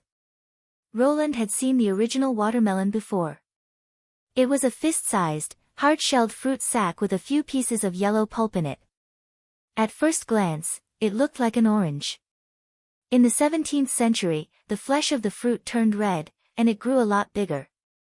However, more than half of it was still filled with white meridians.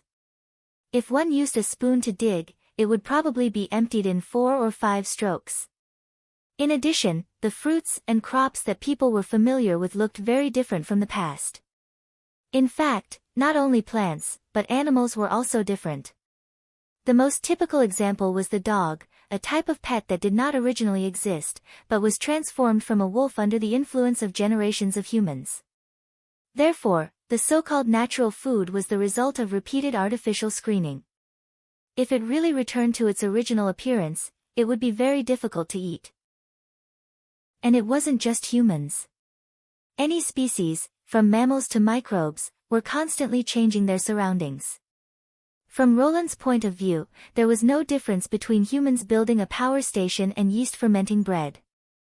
They were both natural actions because life itself was a part of nature. However, these principles were too profound for the local officials, so he simply simplified his answer into 2 parts: golden ones are fine after eating it, so golden twos are fine too, and, if you don't believe me, I'm eating it too. In this era, the emperor setting an example was the best proof. Seeing that everyone was no longer doubtful, Roland continued, in addition, all food transactions in each city must be controlled by the secondary city hall. Just like in Neverwinter, private sales of food are prohibited. As for the specific implementation methods, Barav, the director, will explain them to you in detail later. Marchioness Spear Passy raised her eyebrows. Your Majesty, if golden twos really have such a high output, I'm afraid there will be a lot of surplus after feeding the people. If the city hall wants to buy all of them, it will be very difficult for them to finance. Besides, there are only about 10,000 people in Fallen Dragon Ridge. Do they really need to produce so much food? That's right. The surplus food is not for eating, but for storing. Storing? She was a bit surprised. For the upcoming Battle of Divine Will, Roland said word by word. Apart from recruiting more people for the Kingdom of Greycastle, he also wanted to promote Golden Twos because of the war that would decide their fate. As a member of the Kingdom of Greycastle who was born in a peaceful era, he had never experienced a prolonged and cruel war. Therefore, he could only prepare for the war based on his historical experience. The worst situation that Roland could imagine was that the population would be reduced by 30%. All the young men would have to go to the battlefield, and all the women and children would have to work in the factories to provide supplies for the front line. In this situation, the farmlands would probably be left uncultivated. If they had enough food for 2 to 3 years, they might be able to hold on until an opportunity arose. He had asked the Minister of Construction, Car Van Bate, about this issue. The latter had told him that a well-designed, well-structured, and well-supervised granary could store shelled grain for up to 5 years. Although the taste would deteriorate after 1 or 2 years, no one would care if the food tasted good or not. Wheat was not the only high-yielding crop in Leaf's experimental field. After 2 years of cultivation, high-yielding crops such as sugar cane, corn, and potatoes had been introduced from other places. The latter two, in particular, had a much higher yield than wheat due to their natural advantages. There were 2 reasons why Roland chose to promote golden twos instead of other crops. First, their offspring could reproduce normally, so they were not suitable for monopolizing the food trade. Second, their storage period was not as long as that of grain. Of course, agriculture was a very complicated industry. It not only included food for humans, but also food for animals. For example, without sufficient soybean fodder, there would be no developed animal husbandry. However, Roland did not have much time to think about it. It was already a big project to ensure that everyone could have staple food during the war. Since most of the participants knew the significance of the Battle of Divine Will, no one questioned this policy that concerned the survival of the human race. At the end of the meeting, Roland looked at Scroll and said, "I hope that agronomy will be added to the secondary education, mainly to train professionals who can master the planting methods of various crops." The education level of other cities was much lower than that of Neverwinter. Roland also felt that it was impossible to promote universal education throughout Greycastle. Therefore, he thought it would be better for Neverwinter to send professionals to other cities to guide agricultural production. Moreover, specialized agronomy was a start. In the future, subjects such as chemical engineering, architecture, and medicine would also be developed. Roland did not expect his subjects to be able to research and invent new theories on their own. They only needed to apply what they had learned to the operation of the industry. After the meeting, Vendi brought him a piece of news. The witches who were exploring the ruins in the snowy mountains of the western region had safely arrived at the pier of Neverwinter. When Roland arrived at the pier, a figure flew straight into his arms. The light golden curls rubbed against his cheek, making him feel a little itchy. A familiar scent filled his nostrils. Chapter 830. Roland's emotions also surged with these words. He originally wanted to blame her for risking her life, but looking at her relaxed smile, he swallowed the words that were on the tip of his throat. For a moment, he didn't know what to say. In the end, he patted her on the back and said, "Don't be so reckless next time." Nightingale nodded and then shook her head. Her voice was so low that only he could hear it. "I'm not like Anna, who can turn those drawings into reality. That's all I can do for you." She paused for a moment and then continued, "But please rest assured, guarding is the most important thing. I won't put myself in danger easily." Her straightforward words made her cheeks turn slightly red. Although she suddenly became unclear halfway through her words, Roland still heard the word, "you." After saying that, Nightingale probably exhausted all her courage and scuttled out of his arms and into the mist. It was hard to imagine that this woman, who obviously had the courage to say these words, could single-handedly fight a horrible monster in the ruins with a gun and explosives. He could not help but sigh with emotion. "From now on, please continue to let me be your guard." Nightingale's voice came from behind. When she mentioned this, her tones suddenly became much calmer, and for some reason, Roland felt a long-lost sense of security. Then came the customary hug from the other witches. But what made him a little uncomfortable was the way the tequila survivors looked at him. Different from the members of the Union who were full of laughter, they still maintained basic order after reaching the shore. Under the leadership of several people, they carried black boxes through the dock. But when they passed by Roland, their eyes almost seemed to be nailed to him. There was a burning passion in their eyes. Their desire and eagerness made him shiver a few times. Roland knew the reason. It was because Pasha and the others had told the gods' punishment witches in the front line of the Snow Mountain about the news of the dream world. The purpose of their return was to transport the soul instrument to the Great Snow Mountain and complete the transfer of the devouring worm. The problem was that he would not care so much if they were all women. However, most of these gods' punishment witches had male appearances. After all, the origin of their bodies limited their choices. They had no choice but to possess the male scourge. But for Roland, the feeling was quite different. Even if they knew that their souls were still female, they would still instinctively feel repulsed when being stared at by a group of tall and strong men. If there was an irrepressible desire in their eyes, the feeling would be even worse. When the welcoming ceremony finally ended and Roland returned to the castle, Nightingale once again appeared on his desk, swinging her long legs. Is it true that those empty shells can enter Dreamscape? It seemed that not only the tequila survivors, but also other witches had heard the news. I was also very surprised at first, Roland shrugged. As long as they cut off their consciousness within the range of the beam of light, they will appear in the dream. That beam of light is not so much a connection with the gods, but rather a transmission channel. Nightingale pursed her lips and did not answer. Her eyes became brighter and brighter, and she put her feet on his knees. It was obvious that she was much more daring when there were no outsiders watching.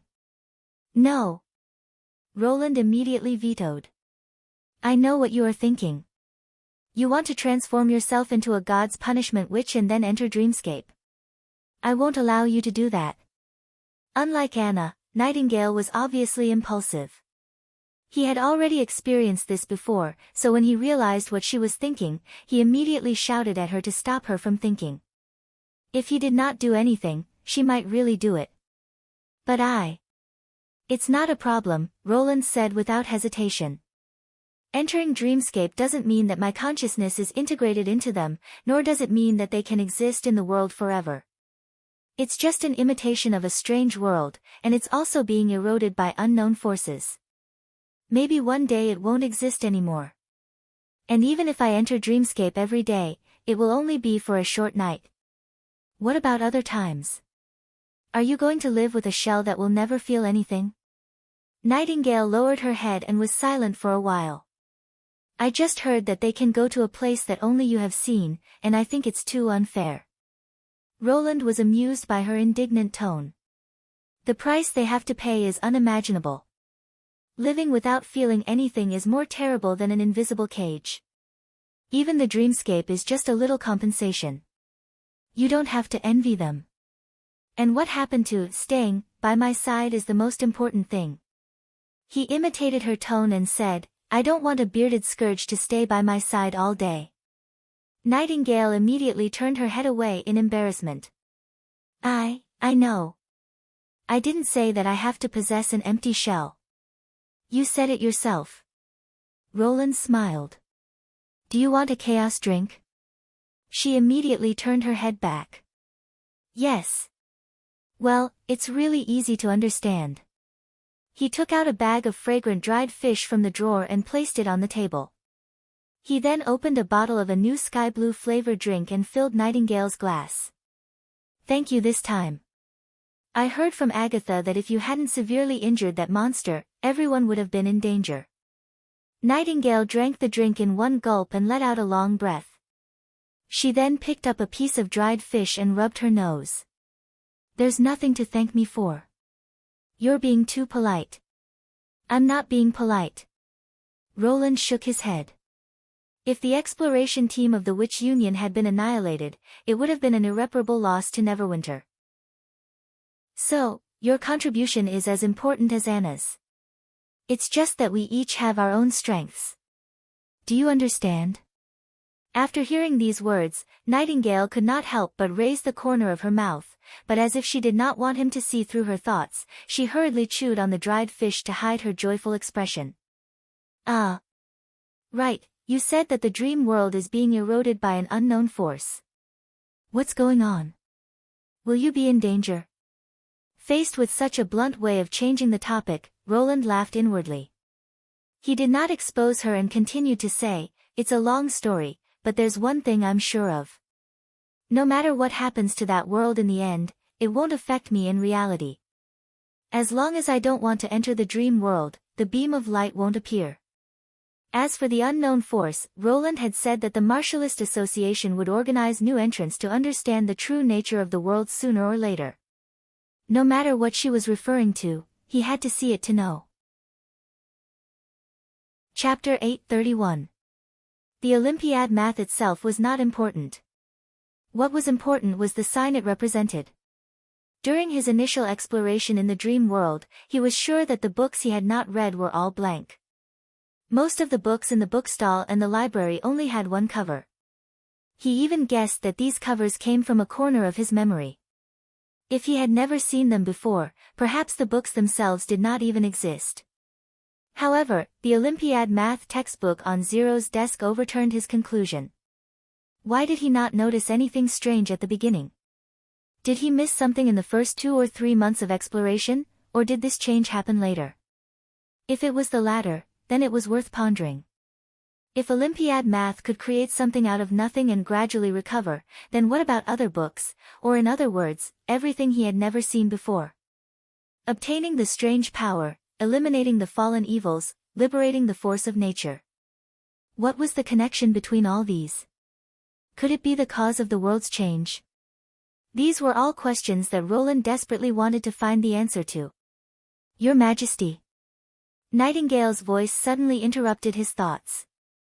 Roland lowered his head, only to find that his hands had unknowingly pressed on the instep of her feet and were unconsciously rubbing back and forth. Through the thin socks, he could clearly feel her smooth skin and slender toes. Although I've changed into a new one, I can't wash my body on the ship, Nightingale said a little embarrassedly. I'm afraid it's still a little dirty. How about I go wash first? Roland suddenly felt very embarrassed. He was obviously thinking about something very important. Why did he subconsciously do this? And what did she mean by, go wash first? I didn't do it on purpose. Just when he did not know how to explain, there was a sudden knock on the office door, which helped him ease the atmosphere. After Nightingale disappeared into the mist, he cleared his throat and said, "Come in." It was Agatha who walked into the office. She gave a simple salute and said, "All the samples from the Great Snow Mountain have been transferred to the third border city. Would you like to have a look?" Roland pretended to think for a while and nodded after he calmed down. "Of course, go now." "Yes," replied Agatha. When she reached the door, she turned back. "Are you not feeling well?" "Why do you ask?" He was slightly surprised. "Your voice sounds a little strange." "This is a sign of catching a cold," Agatha said seriously. "Although the months of demons have passed, it's coldest when the snow melts. It's very easy for diseases to enter the body. You're not a witch, so you should always remember to protect your body. Even if it's not for yourself, you have to think about the whole human race. Do you understand? Before we depart, I'll ask Lily to examine you first." Fortunately, this inspection didn't take too long. Roland didn't know whether to laugh or cry as he drank a bottle of Lily's special, Dispel Disease water. Under the heavy protection of his personal guards and witches, he entered the impassable mountain range. The tequila survivors who came to welcome him made him feel slightly relieved. Except for Pasha and Alethea, the others were all familiar, frequent visitors in the dream world: number 76, Phyllis, Magic Bug Nest, Faulty, Lightless Curtain, Donnan, and Shadow Walker, Ling. Except for Phyllis, the others also appeared as male gods' punishment warriors, but they were people who had enjoyed the dream world, so their eyes were much calmer. "I heard that you want to keep those insects of unknown origin in our hall, and you want to see if you can domesticate them." Alethea was the first to speak. "Mortal King, I have to admit that you're really bold. You're not inferior to those crazy researchers of the Quest Society. But this kind of curiosity can also destroy you. You know, those are the species left by the enemies in the deep sea. That's why I want you to guard them. The captured insects are not aggressive and can't drill holes. You only need a secret chamber to control them." Roland shrugged. And according to Agatha's observation, these insects don't have self-awareness. They only eat and reproduce according to their instincts. We can't rule out the possibility that the escaped multi-eyed monster can control them again. But if even it can get close to Neverwinter, we'll probably be doomed. Isn't Agatha a member of the Quest Society? Alethea shook her mane tentacle disapprovingly. Since she was also a high ascendant before her transformation, her respect for the ice which was not as obvious as Phyllis's. Agatha, who was innocent, just curled her lips and obviously did not want to bicker with Alethea. If that's the case, Celine is also a member of the Quest Society. If she hears this, she'll definitely argue with you again. Pasha dragged Agatha behind her and then apologized to Roland. Alethea is just worried that these strange insects may cause harm to Neverwinter. She doesn't mean anything else. It doesn't matter. Roland waved his hand. Let's go take a look at them first. He knew that Alethea's words were not unreasonable, but what Agatha and Lightning mentioned in the report was really significant. If they destroyed all the insects because of a little risk, it would be like giving up eating for fear of choking. Placing them under the mountains was a form of insurance in itself. Yes, please follow me. Pasha nodded. After passing through the wide hall and narrow passage, they entered another open area, which was about the size of 4 or 5 castles. Several stones of lighting embedded in the wall could roughly outline its outline. The ground under their feet looked like it had been plowed. There was loose soil everywhere, and they could hear the pitter-patter of water coming from the other side. This is a new cultivation room that Fran opened up, Pasha said. There's only one exit. The underground water comes from the rock wall, so it's safe. But, are you really going to cultivate mushrooms and insects in there? Because those huge mushrooms are the insects' food, Agatha explained. If they can grow normally here, we can get a large number of insects with very little effort. If they can't be transplanted, I'll have to let Lily cultivate them artificially.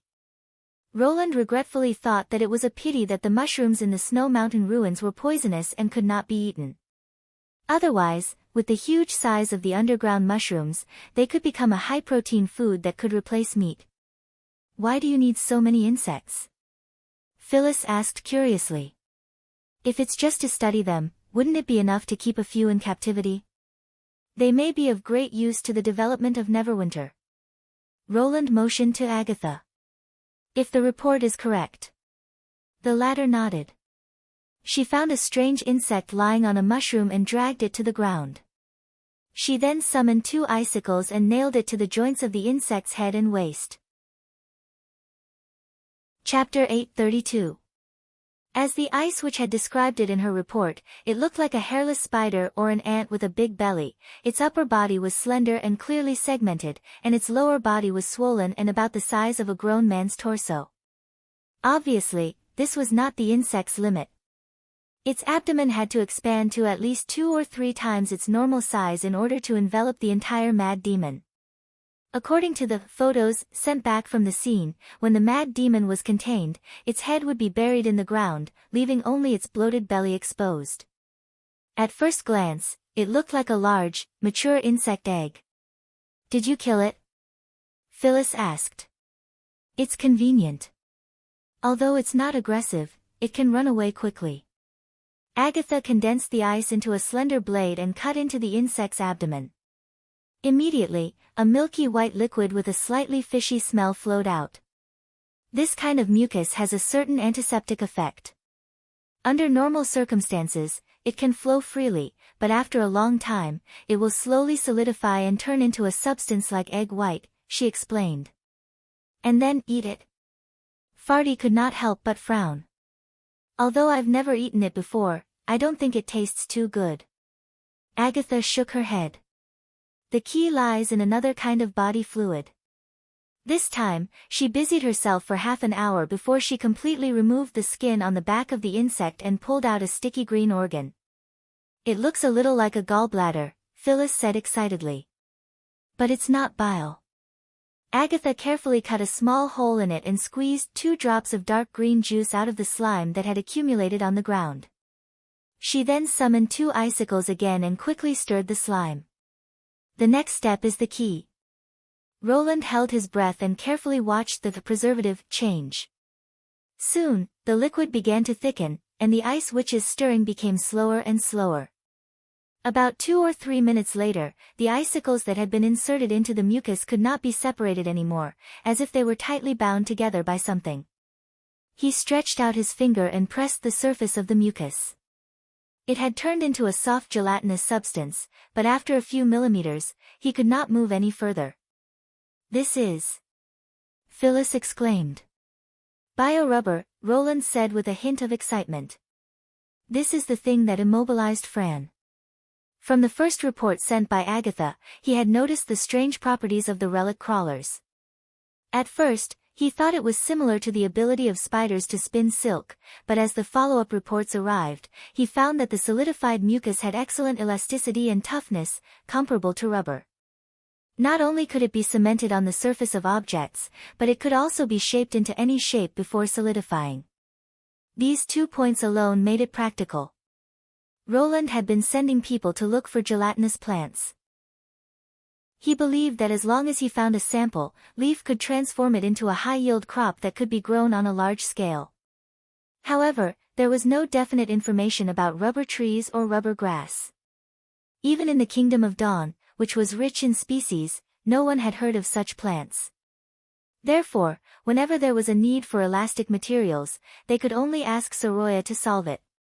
This undoubtedly limited the production capacity of Neverwinter. With the new batch of machine tools being put into use and the production efficiency and processing level of the factory significantly improved, rubber became the most obvious shortcoming. Although he knew that rubber was just a general name for elastic materials, which could be produced naturally or artificially, he did not know how to operate it. Just when Roland suspected that there were no gelatinous plants in this remote area, the exploration report of the Snow Mountain ruins gave him an unexpected surprise. Because of this, he decided to take the risk and try to breed this alien creature brought by the deep-sea monsters. Now that he had seen the real thing, he was finally sure of his judgment. Regardless of the durability of the solidified mucus, as long as it could act as a seal for moving parts, it could be categorized as a rubber. According to Summer's scene, we found that it was these reptiles that bound Fran, Agatha said slowly. They sprayed mucus from their tails and tied her up tightly like a net. However, the mucus in the stomach alone was useless. It had to be mixed with the juice in the organs on the back to achieve the rapid solidification effect. If not for Sylvie's eye of magic, we would have to explore for another 10 days to half a month. "I see," Pasha nodded. "This is a good material to make fishing nets and ropes." "The former is okay, but the latter is too soft," Alethea commented bluntly. "No one likes to use a rope that gets longer and longer. Besides, I don't think this knowledgeable mortal king would bring these unknown insects back to Neverwinter just to eat some salted fish." She paused and turned to Roland. "No matter how crazy your experiment is, don't forget that you're not just representing Greycastle." Her words stunned Roland for a moment. He did not expect that Alethea, who had been brooding over the fact that he was the only leader of the United Front, could understand his intention. He also did not expect that she would say something that, in a sense, acknowledged his leadership nature. Of course. Thinking of this, he could not help but smile. "If everything goes well, you'll soon see its wide range of uses. But without the monster that controls them, how can we make the reptiles spew the mucus?" Pasha asked. "You can't just kill them every time and then take them, right? This is the direction of future research." Agatha put the organs into a leather bag and wiped her hands. "If it doesn't work, we can only rely on mass cultivation." In addition to the rubber worms, Roland then looked at other fresh species brought back from the ruins, such as the fruit plants that emitted cold light and the transparent boneless fish that lived in the underground river. However, these new discoveries were overshadowed by the exotic reptiles. The former was just a symbiotic phenomenon. A large group of glowing beetles gathered in the fruit, and after eating the flesh, they would scatter and spread the seeds, so they could not be used as street lamps at all. The latter could hardly see the light and could only live in the underground water vein. Although its meat was delicious, it was destined that it could not be raised on a large scale and could only be served as a rare game on the dining table of a few people. Of course, Roland did not expect every new species to surprise him like the rubber worms. He was already satisfied with the results of the exploration of the Snow Mountain. Before leaving the third border city, Pasha brought 2 gods' punishment witches that he had never seen before to him. Chapter 833. 2 days later, a strange-looking concrete ship slowly left the dock of Neverwinter. It rose high from the flat deck, and was at the same time covered with sackcloth, like a moving hill. On both sides of the ship, there were not only armed soldiers, but also more than 10 God's punishment witches who were responsible for escorting the ship. This ship was the Victory, which was responsible for delivering the soul instrument to the Great Snow Mountain. There, the Tequila witches would complete the transformation ceremony and possess the worm carrier. Due to the need for secrecy, there was no ceremony or whistle before the ship left. Even the loading work was done secretly at night. Roland stood beside the wet brick dock and watched the ship leave. Once the transformation was completed, Neverwinter would have 3 worm carriers. Whether it was the municipal construction or the impassable defense line project, they would have enough power to carry out the implementation. This was a good thing, but he was not as happy as he had imagined. The 2 witches who volunteered to be transformed were called Jasmine and Lara. After returning to their original forms in the dream world, the 2 were only in their early 20s. They looked about the same age as Tilly, and they were also very active. With the intention of letting them enjoy themselves, Roland took the volunteers to the amusement park in the suburbs with Phyllis and the other witches. They went to the Ferris wheel, the roller coaster, the haunted house. Jasmine even accidentally broke a ghost head falling from the sky, and the pendulum. There was no limit to the food. If he had not robbed several fallen evils a while ago, he would not have been able to afford such expenses. During the 2 days, although Jasmine and Lara were full of surprise and disbelief, they did not ask any questions and went wherever they were told to go. When riding on the roller coaster, they would scream like everyone else, and when eating the strawberry sundae, they would laugh as happily as the girl next door. They looked no different from ordinary people. If he had not known the answer in advance, he would not have believed that the 2 had decided to give up their human bodies and resolutely sacrifice their lives to fight against the demons. It was just like the choice they made when facing the magic core at the bottom of the ruins 400 years ago. When they finally woke up from the dream, they looked calmer than Roland had expected. He wanted to comfort the 2 of them, but it was as if a fishbone was stuck in his throat, and he couldn't say a word. Let them reconsider whether or not they should turn into devouring worms. This was neither in his interest nor in the interest of the United Front. Apart from that, the rest of his words seemed meaningless, more like hypocritical kindness that had nothing to do with him. In the end, he was the one who was comforted. Even now, Roland could still clearly remember the words and the look in their eyes at that time. "Thank you," Jasmine said with a smile, and, "we don't regret it," Lara added. At that moment, he felt as if he could hear their heartbeats. It wasn't that they didn't like it. But they did not regret it. "Your Majesty." Phyllis, who saw him off, looked at him and asked, "Aren't you going back to the castle?" Only then did Roland come back to his senses. The SS Victory had already disappeared from his sight, leaving only some lingering smoke. He suppressed his thoughts and took a deep breath. Is it really impossible to cut off consciousness after possessing the carrier? Phyllis seemed to understand what he wanted to say, so she slightly lowered her voice and said, "A god's punishment which is different from a carrier. God's punishment witches have a certain basic consciousness even if they don't transfer their souls. It's more appropriate to say that witches are manipulators rather than fusion. But a carrier is different. It's a special container, and once it enters the carrier, it's closely connected. Although it can go dormant when it's not used for a long time, no one has ever achieved complete separation, at least not Pasha and the others. But there's also a beam of light above the carrier's head, right?" "That's right." Phyllis nodded. "Without the support of magic power, such a huge body can't move at all. So maybe one day, we can also find a way to let their souls return to the dream world," Roland said slowly, looking up at the deep blue sky. After a moment of silence, Phyllis followed his gaze and said, "Well, maybe they'll wait for that day." The snow-covered jungle of the western region was a new visual experience for Lorgar. She had heard more than once about what snow looked like from the traveling merchants, and in her mind, she had equated it with cold white sand. But when she saw it with her own eyes, she realized that snow was far more delicate than gravel, and much whiter. Even the purest river sand in the silver stream was not as flawless as the snow that could be seen everywhere. The whole world seemed to have changed color. Although the months of demons had ended, Ashes told her that it would take at least half a month for the snow to melt. That's good, she thought.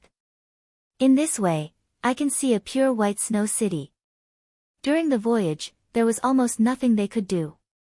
Lorgar explored the inside and outside of the steel ship, but she still could not find the reason why it could move on its own even though there was no wind. Even when she asked Andrea this question, she could not get a definite answer. She only knew that a machine that kept boiling water was pulling the hull. As for how exactly it was pulled, only His Majesty and Miss Anna knew. Not to mention the former, the latter was also a member of the Neverwinter combat power list, mentioned by Ashes. Powerful and knowledgeable, Princess Andrea of the Wildflame clan had a deeper impression of the name Anna. However, when she mentioned this to Andrea, the latter laughed disdainfully. Combat power ranking? She rolled her eyes. Humans and wolves are different. No matter how powerful a person is, he can't beat the power of a group. In terms of individual strength, isn't it the same as arguing with low-level beasts? Wolves also move in groups, Lorgar corrected her. Well, then let's change it to other animals, such as tigers, snow leopards. Andrea coughed twice. In short, Anna is the source of all the power in Neverwinter. The First Army could easily defeat the Watchdogs and the Iron Whip clan largely with the help of Anna's ability. I'm guessing she didn't tell you that she almost lost to an ordinary person. Looking at the surprised wolf girl, Andrea showed an, as expected, expression. And that ordinary person was holding a weapon made by Anna. It's meaningless to talk about combat power without these. If you want to become stronger, I suggest you apply for a set of special weapons from His Majesty. At this point, Andrea patted the long spear on her back. If you can install those big pipes on your back after transformation, I'm sure it'll be more effective than any combat skill. Although Lorgar did not agree with this statement, she still silently kept this suggestion in mind. After all, her father often said that listening and observing was the right thing to do, but she should not easily forget her original intention. Because the ship was sailing against the current and the river was rising sharply, the speed of the iron ship was obviously slowed down. On the 5th day after entering the western region, the wolf girl saw a beautiful and strong pigeon. After circling several times in the air, it flew straight to Ashes at the bow of the ship. Just when she thought she could have an extra meal for lunch, she saw Andrea take out a handful of fried dry food with a smile and feed it to the pigeon. The pigeon intimately rubbed against Ashes's cheek as if they were old friends who had not seen each other for a long time. It was not until the pigeon spoke that Lorgar realized it was a witch. Coo, coo coo. Got it. Tell Her Highness Tilly that I'll be there soon. Me too. Andrea did not want to be left behind. Coo.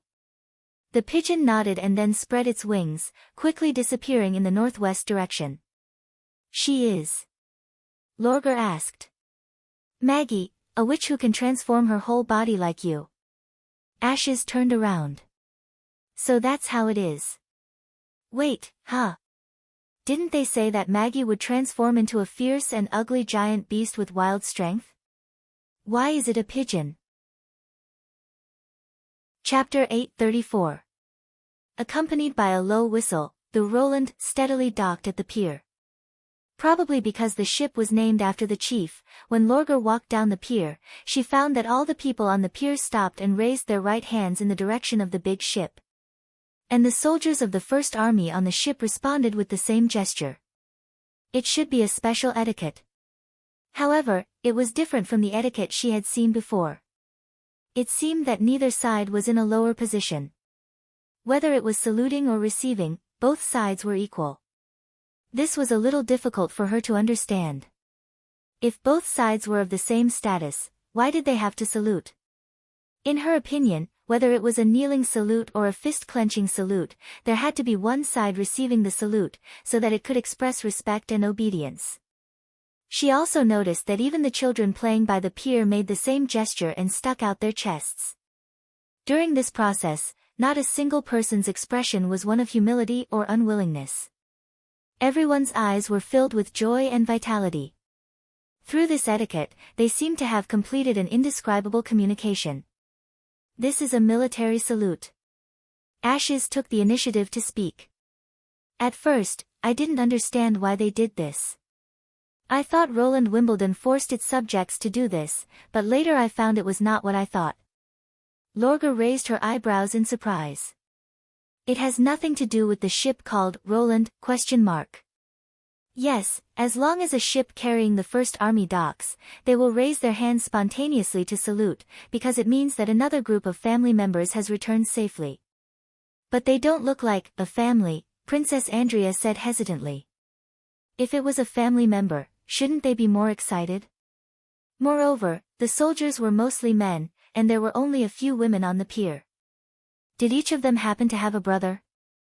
All the members of the First Army are from Neverwinter, which means that not only most of the residents' families have joined the army, but also many of the neighbors have joined the army. This is completely different from mercenaries and militias, which are forced to work. It's more like a job full of honor. They celebrate the return of other people's children, and others will celebrate the safe arrival of their relatives. This is probably what His Majesty meant by the People's Army. An army made up entirely of citizens?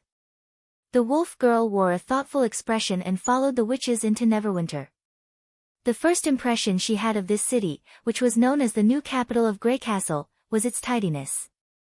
Other than the endless stream of pedestrians, both the houses and the streets were arranged in a straight line. Even the trees on both sides of the road were the same. This kind of compact arrangement made her feel a little depressed. Although it looked magnificent, it was not as comfortable as in the Iron Sand City. To her disappointment, there was not much snow in Neverwinter. Even the hard road under her feet was dry. She could only see some residual snow on the branches and roofs. The hope of traveling to a pure white snow city was dashed. Of course, this place wasn't without its merits. Lorga found that some of the houses along the street had huge plaques with various signs written on them, such as Old Hunter's Leather, Straw House, North Slope Gem Shop and so on. Although many of the horizontal signs were still blank, it was enough to dazzle her eyes. Moreover, there was a sign at each intersection, which not only marked where each fork led to, but also marked the corresponding street with the name. For example, the road she was walking on now was Glory Avenue. The wolf girl soon realized that this would be very helpful for strangers who set foot in Neverwinter for the first time. Through these signs, she could quickly remember the general appearance of the city, know where to buy and sell goods, and where to spend the night, so that she could avoid the trouble of asking for help from local snakes or rats. When she talked with the traveling merchants who traveled back and forth in the southernmost region, what she heard the most were the stories of the pioneers when they first arrived in a new place.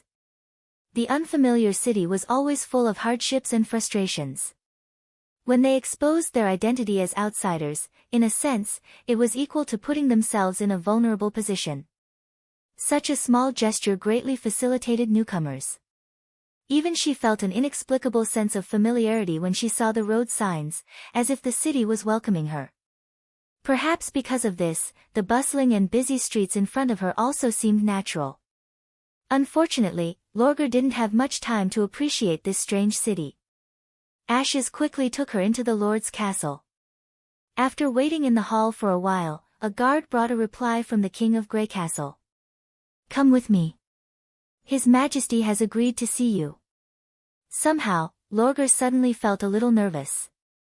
She secretly took a deep breath and followed the guard to the third floor. Then, she walked alone into a bright study room. Behind a mahogany table placed by the French window sat a surprisingly young man. He wore a plain robe, with gray hair trailing over his shoulders. He didn't wear a crown, nor did he wear a ring on his fingers. As he toyed with a quill, he looked at her with interest. Is this the great chief who turned the southernmost region upside down? For a moment, Lorga couldn't associate the man with the image she had envisioned. In her mind, a knowledgeable person with extraordinary martial arts concepts should be an elder in his 40s, with wrinkles appearing on his forehead and a beard braid that reached his chest. He should also be an elder with a deep gaze. Even if the northerners don't like to tie their beards into long braids, he shouldn't be so young. Only then did she realize that she had forgotten to ask about the great chief while she was inquiring about the powerful warriors in Neverwinter. After hesitating for a moment, Lorgar decided to salute according to the Majin's custom. She flicked her ears, touched her knees, and slowly crouched down. After all, Lorgar had heard that gray hair was a symbol of the royal bloodline of Greycastle. "You're the divine lady of the Wild Flame clan, right?" The man didn't deliberately let her salute for too long. As soon as her forehead touched the ground, he said, "Get up, virtuous wolf. Welcome to Neverwinter.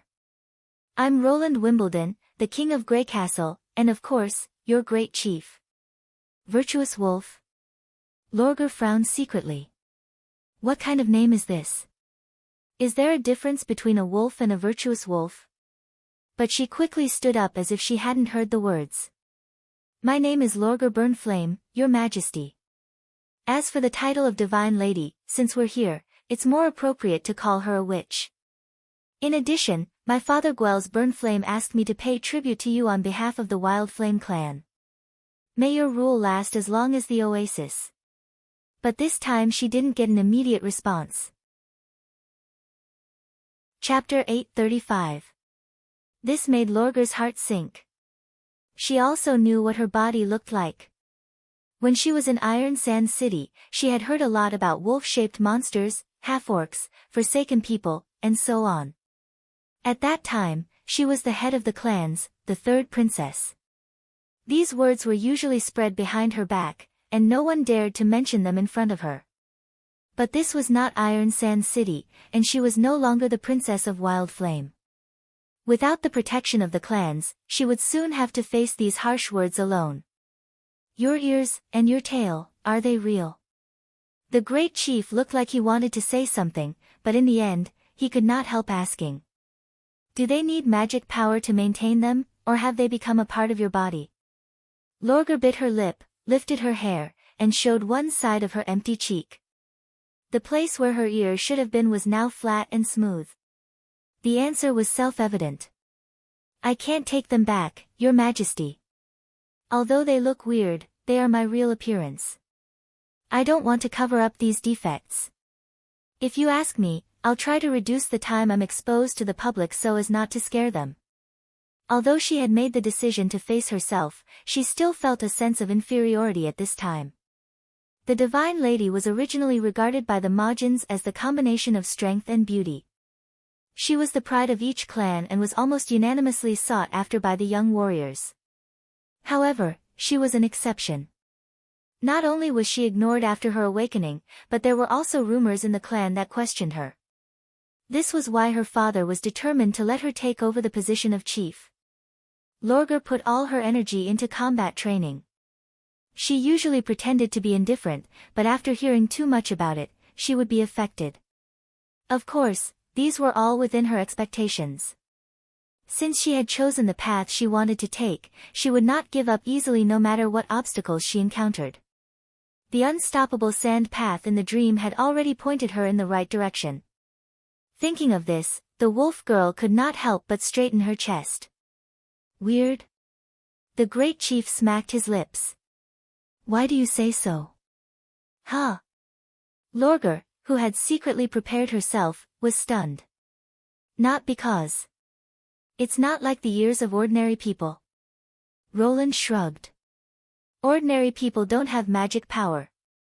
Besides, they don't affect your movement and hearing at all, so how can they be considered as defects?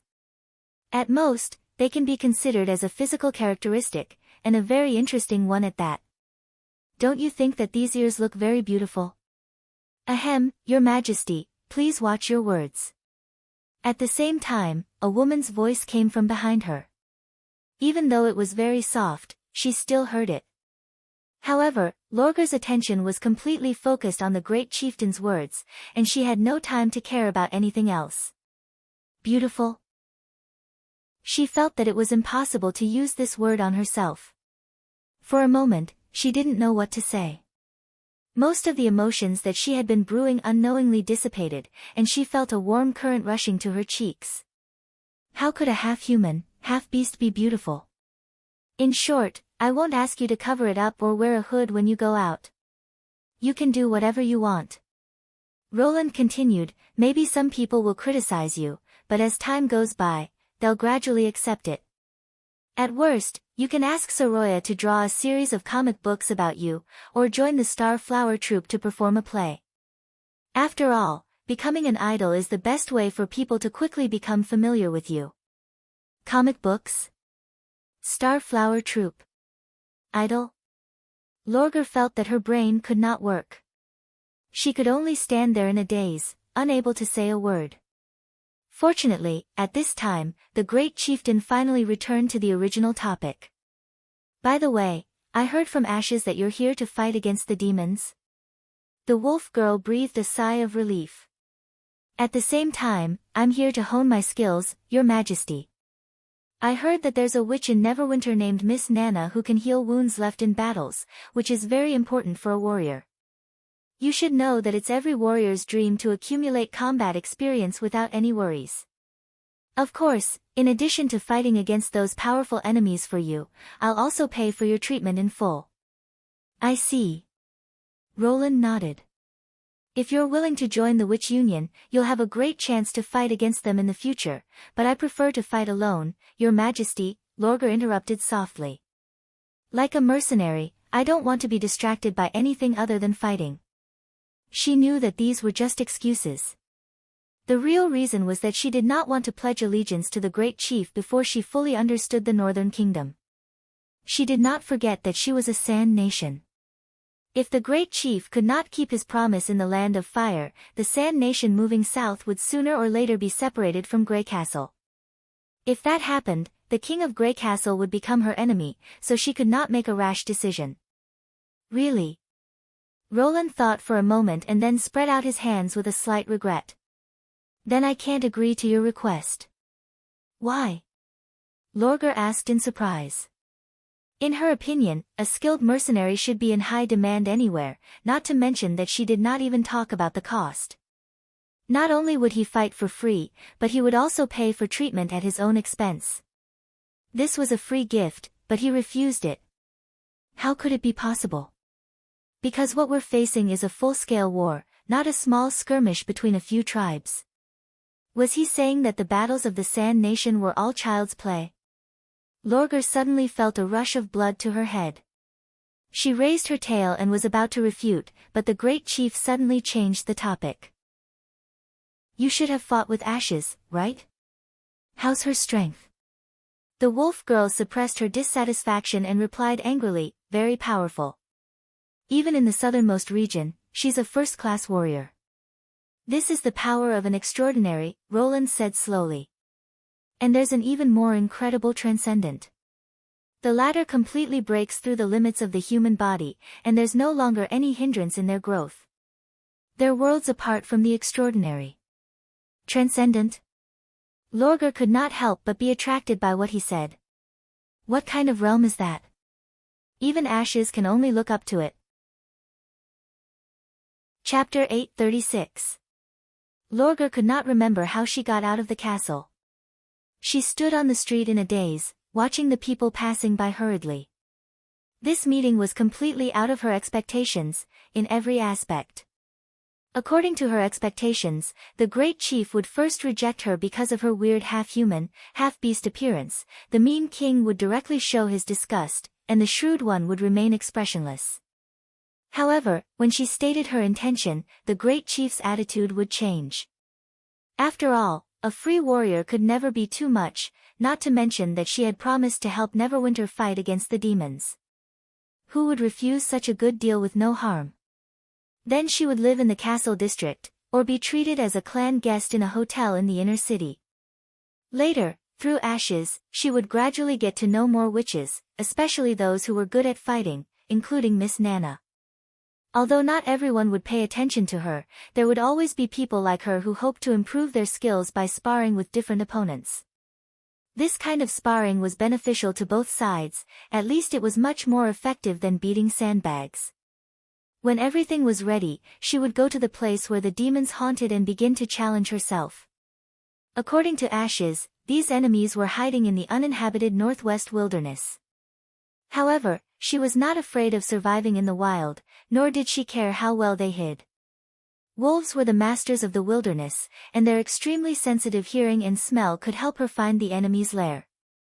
However, the result was completely reversed.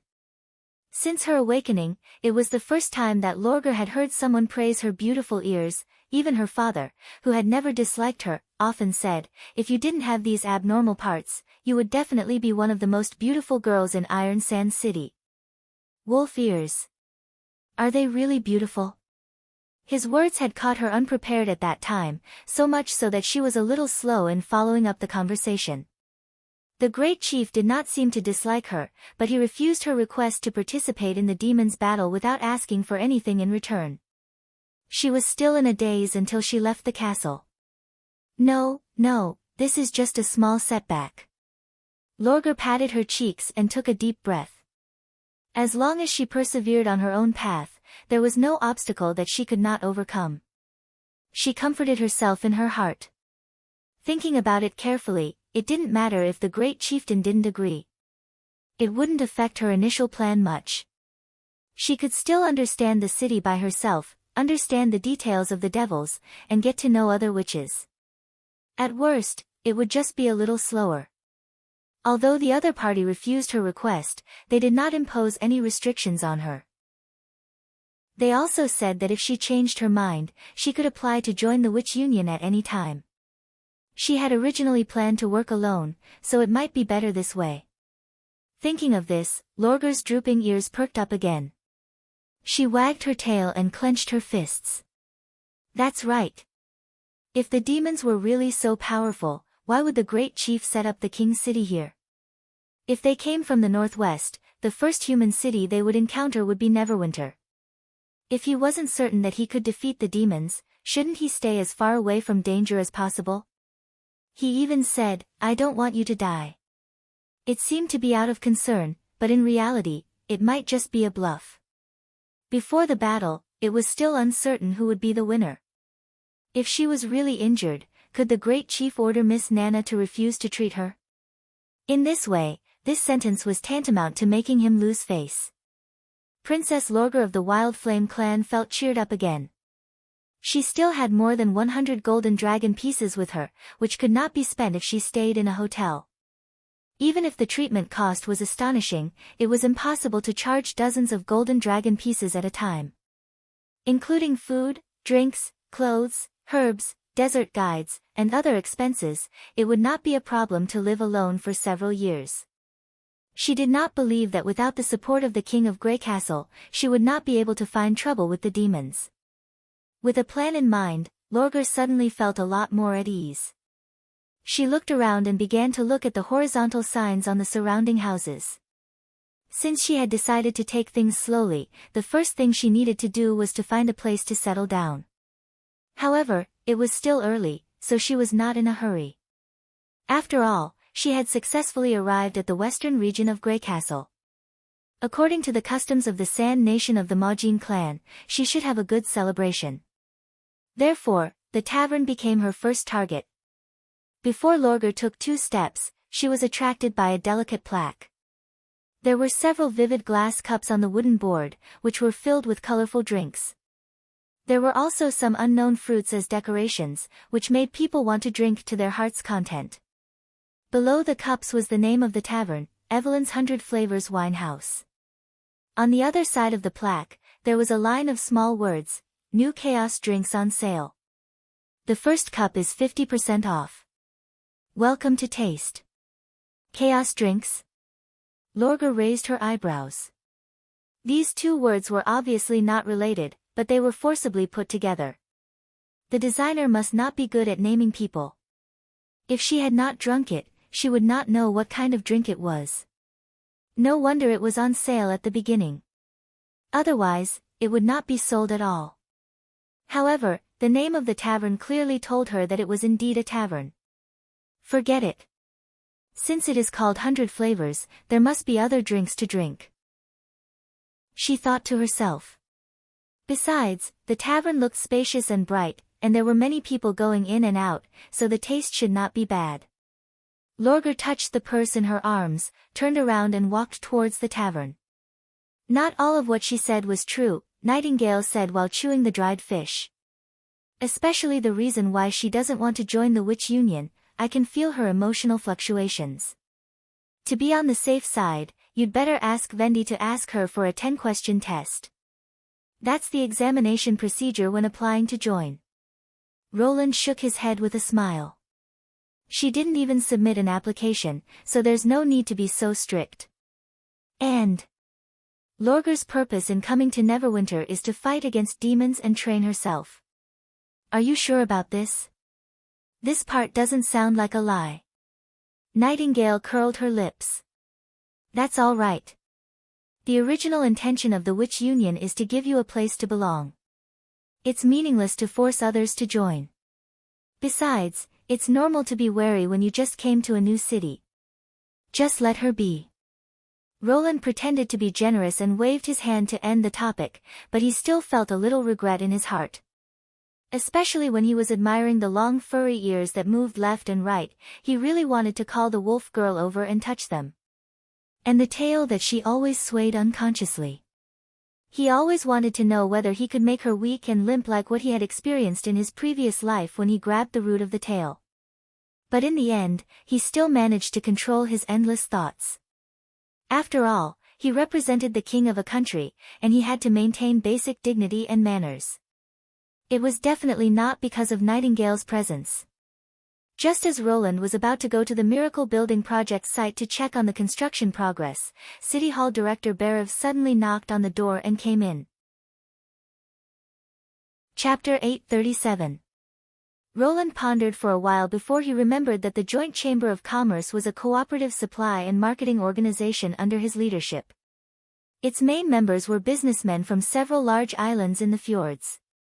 Although they had reached a basic consensus during the negotiations last autumn, the chaos drinks produced by Evelyn were still far from being able to be sold in bulk at that time. Therefore, the Chambers of Commerce only brought back a few bottles of samples and had not officially started selling them. This time, they should be here for this matter. Because of the Winter Offensive and the Desert Action Plan, and the entire western region was preparing for the unification of the kingdom, he had temporarily forgotten about the Joint Chamber of Commerce. Now that they had taken the initiative to come to him, it saved him a lot of effort. Show them to the reception hall. I'll be there soon, Roland ordered. After Berev left, he turned to Nightingale and said, "Go and inform Tilly and Vendi to come to the castle." After all, this is the first business cooperation between the Witch Union and Sleeping Island. As soon as he walked into the reception hall, several businessmen immediately stood up and bowed to him. In addition to his old acquaintances Marjorie, Gammon and Marlin from the Crescent Moon Bay Chamber of Commerce, Roland recalled the names of the others. They were Nibelung from the Shallow Water City Chamber of Commerce and Atayur from the Sunset Island Chamber of Commerce. As soon as they sat down, Nibelung said eagerly, "Your Majesty, the samples we brought back last time caused a great sensation among the merchants on the island. Everyone who tasted it praised its novel taste. I bet that as soon as it starts selling, Chaos Drinks will become the most successful product in the history of the fjords." "And it's not just a drink," Atayur echoed. "For example, that bottle of fiery red spicy juice. Although it doesn't quench your thirst, it's particularly delicious when poured on steamed fish or barbecued meat. At the same time, it can also be used to drive away the cold and refresh the mind. The effect is even more effective than your white wine. At least the latter makes you dizzy and can't be enjoyed while sailing, but the former doesn't have this problem at all." "Indeed," Marjorie nodded with a smile. "Not only those merchants, but also many explorers have noticed Chaos Drinks. After all, a drink that can drive away the cold and keep warm without any side effects might be able to save their lives during a shipwreck. Therefore, I suggest that different Chaos Drinks be priced differently," Atia continued. "Products with special effects like this can be sold at a higher price with a little promotion. Moreover, They are less than one bottle after another. He was obviously using it as an energy drink. Roland glanced at him approvingly. Sure enough, businessmen who were successful in the fjords all had good marketing foresight. Through a small number of samples, they realized that this was actually a general category of various products with obvious differences. For such goods, pricing them according to their characteristics was the best way to squeeze out their value. Since the response is so good, we can proceed with the next step of the sales according to the contract we signed earlier. Roland clapped his hands and said, whether it's the order amount or the distribution ratio, you should have no objections. However, you need to pay 30% of the payment in advance.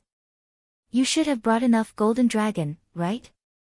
Since the main terms of the Joint Chamber of Commerce had been negotiated before the new year, there were not too many details that needed to be discussed in detail. The main purpose of inviting Tilly here was to witness the result and show that he did not tamper with the distribution amount. After all, she not only promised to stay in Neverwinter in the future, but also promised to move the Witches of Sleeping Island to the western region in batches. He had to show his sincerity. According to the win-win bet, during the months of demons, 30% of the advance payment and the final sales amount would belong to the reward fund, which would be shared by City Hall, the Witch Union, and Sleeping Spell. Of course, Your Majesty. Nibelung grinned. This time, my ship didn't even have a box of goods. Apart from the craftsmen and sailors, the rest are all shiny yellow coins. Then let's go and check the goods now, Roland said with a smile. The beverage factory specially built for Evelyn was located opposite the alcohol factory. However, it was more like a well-guarded warehouse than a factory. It did not cover a large area. The first floor was only about 100 square meters. It was made of brick and concrete and had no windows on all sides. The only entrance and exit was a thick iron gate, which was guarded by the recruits of the First Army. It looked like a military important place. Roland led the merchants through the courtyard gate and into the bungalow. They went down the stairs into the basement, where their field of vision suddenly widened. The area underground was about 3 or 4 times larger than that above ground. Rows of neatly arranged wooden shelves made it look like a manor wine cellar. In order to avoid irreparable damage caused by fire, neither open flames nor electric wires were allowed here. Instead, they used a patio to provide illumination, so it was still a little dim. 2 layers of round wooden barrels were placed horizontally on each row of wooden shelves. Of course, not every barrel contained chaos drinks. Evelyn could only produce 1 barrel of chaos drinks a day. So far, she had only produced a little more than 100 barrels, in addition to those that Roland had monopolized and those that were distributed to the members of the Witch Union every month. Roland knocked on the barrel, and a dull sound came from inside. This place can provide 20 barrels of chaos drinks a month. On average, each Chamber of Commerce can produce 5 barrels. No matter how long you sell them out, as long as the output doesn't change, the number will be the same. So it doesn't matter whether you come once every 3 months or once every 6 months. This time, you can take away a total of 100 barrels of chaos drinks. They're all on the first row of wooden shelves. If there's no problem with the inspection, I'll send someone to transport them to the dock area. Don't you want us to taste it? Gammon asked in surprise. It's not wine. The longer it is kept, the more mellow it tastes. Roland shrugged. Some chaos drinks can be stored for a long time, but it doesn't mean that all of them are like this. So after brewing, the first thing to do is to sterilize and seal it. Sterilize. They spoil like food. The hotter the weather, the faster they spoil. Sterilization can prevent this process. As for how it's done, you don't need to know. You just need to know that once the barrel is opened, the drinks inside won't be able to maintain their best taste. He spread out his hands. You can choose to sell them as soon as possible or store them again. As long as you put them in a cool place, they'll be fine for a month or 2. But, as Atair said, every batch of chaos drinks is different. There will always be some that are better than others. How are we going to choose? Gammon asked hesitantly. Can you order someone to divide each barrel into 4 equal parts and seal it? Then we won't have to worry about which barrel to choose. That way, Soroya and Lily's task will be several times more. Roland thought to himself, for this kind of thing that takes up industrial production resources and brings no obvious benefits to myself, it's naturally better to make it as simple as possible. Sterile sealing is not an easy thing to do. And after dividing them into 4 equal parts, each chamber of commerce will have a small and complicated stock, which is not good for the sales. As for the taste. He paused. Just in Grey Castle, the demand for drinks in the northern region and the western region is completely different. The taste that is not popular here may be very popular in another city. As you often transport goods, you should be very clear about this. This. Gammon was speechless. It's impossible to let you taste the taste first. Otherwise, it would be troublesome enough to distribute and coordinate the supply. Moreover, the contract is based on barrels, and there is no mandatory purchase quantity. If there is a temporary lack of taste and no one asks for it, Neverwinter will suffer a loss. Roland secretly curled his lips. After all, for Evelyn, the magic power paid for each barrel was the same. Chapter 838. Although it was a bit like coercion, the Fjord's merchants finally accepted this choice. They all knew that if they quit now, others would only swallow their share together with them. In the face of a commodity with no substitute, this little concession was nothing. Moreover, they had to admit that Roland's words made some sense. Although the samples brought back before had obvious differences in taste, they were not comparable to the fruit wine or other drinks on the market. The only difference was how much they earned. Moreover, everyone was responsible for sales in different regions, so the possibility of competition was not high, which further reduced the risk of choosing inferior products. Seeing Gammon and others looking back and forth around the barrels, and even putting their noses on them to sniff, trying to find any residue of the drinks, Roland laughed in his heart. Although these barrels looked ordinary, there was a thin film drawn by Soroya inside, which completely isolated the air from the inside and outside. It was impossible to smell any difference with just the nose. While everyone was choosing the chaos drinks, he quietly called Marjorie aside and whispered, "The drinks in the barrels on both sides of number 10 and number 24 taste pretty good. At least I like them personally." The latter showed a surprised look. "Your Majesty. Take it as a thank you gift." Roland chuckled. "If it weren't for the first group of merchants you brought, it might have taken 2 or 3 more years for the western region to become what it is today. Although your original purpose wasn't to do business with Border Town, but the town still benefited a lot from it, so this compensation is nothing." He paused. "Of course, only this time, after all, if you draw good cards every time, others will be suspicious." What he said was basically the truth. At that time, the steam prototype was cumbersome and difficult to operate.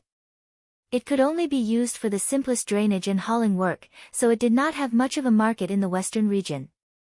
If she had not introduced it to the mineral merchants of Silver City, thus opening up a profitable business route, the primitive accumulation in the early stage would have been much more difficult. Moreover, the Marjorie Chamber of Commerce was in charge of sales in the Grey Castle continent. It was a good choice to first use the best varieties to occupy the local market. "Then I'll accept your gift." The female merchant did not decline too much. When it came to dealing with people, she did have the shadow of thunder. She was candid and generous, and at the same time, not bothering about trifles. After bowing to Roland with her hand on her chest, Marjorie covered her mouth and smiled.